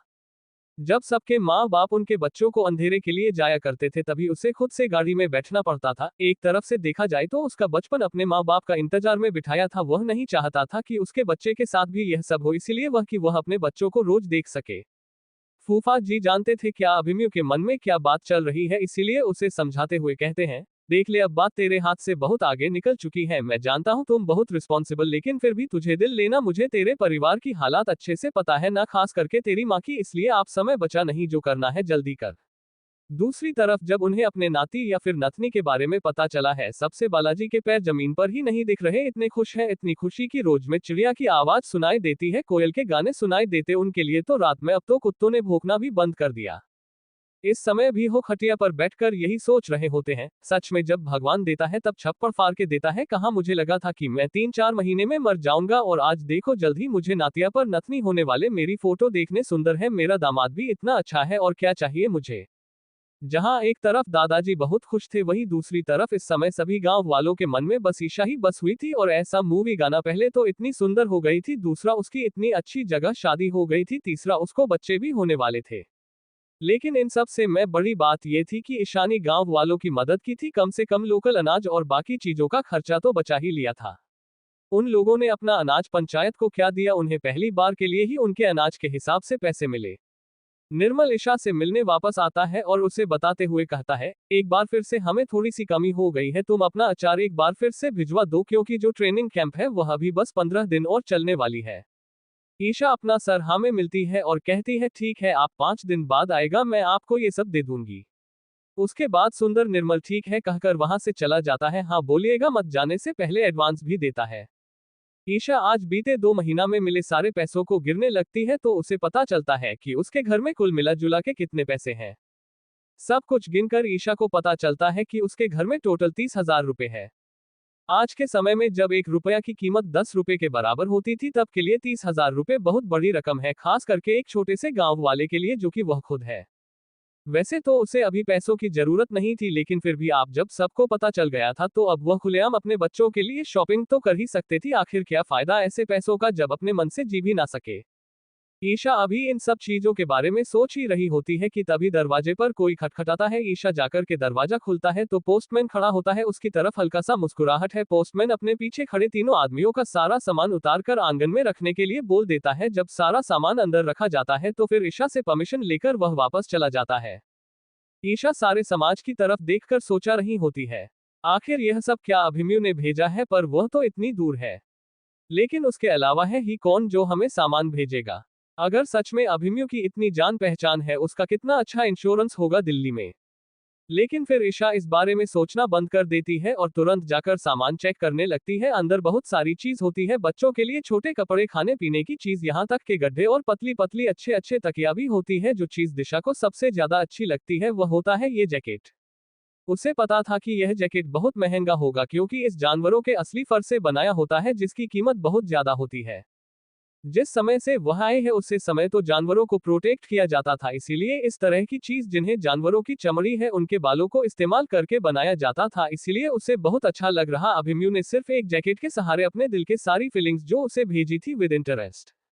पीछे से दादाजी कर बहुत खुश थे, आखिर इतने दिनों बाद में एहसास होगा ताकि वह खुलकर अपनी जिंदगी जी रहे हैं, वरना तो दिल्ली में। दूसरे तरफ इस समय अभिमन्यु अपने ऑफिस को टेबल और चेयर पर बैठकर फाउंटेन पेन के लिए किसी को लेटर लिख रहा होता है। उसकी हैंडराइटिंग बहुत अच्छी होती है, बिल्कुल बोल्ड और स्ट्रेट। लिखते लिखते उसके दिमाग में बस एक ही बात होती है, आप समय आ गया है, बस दादू आप मुझे बचा लेना। Thanks for watching video, subscribe for more interesting story audio.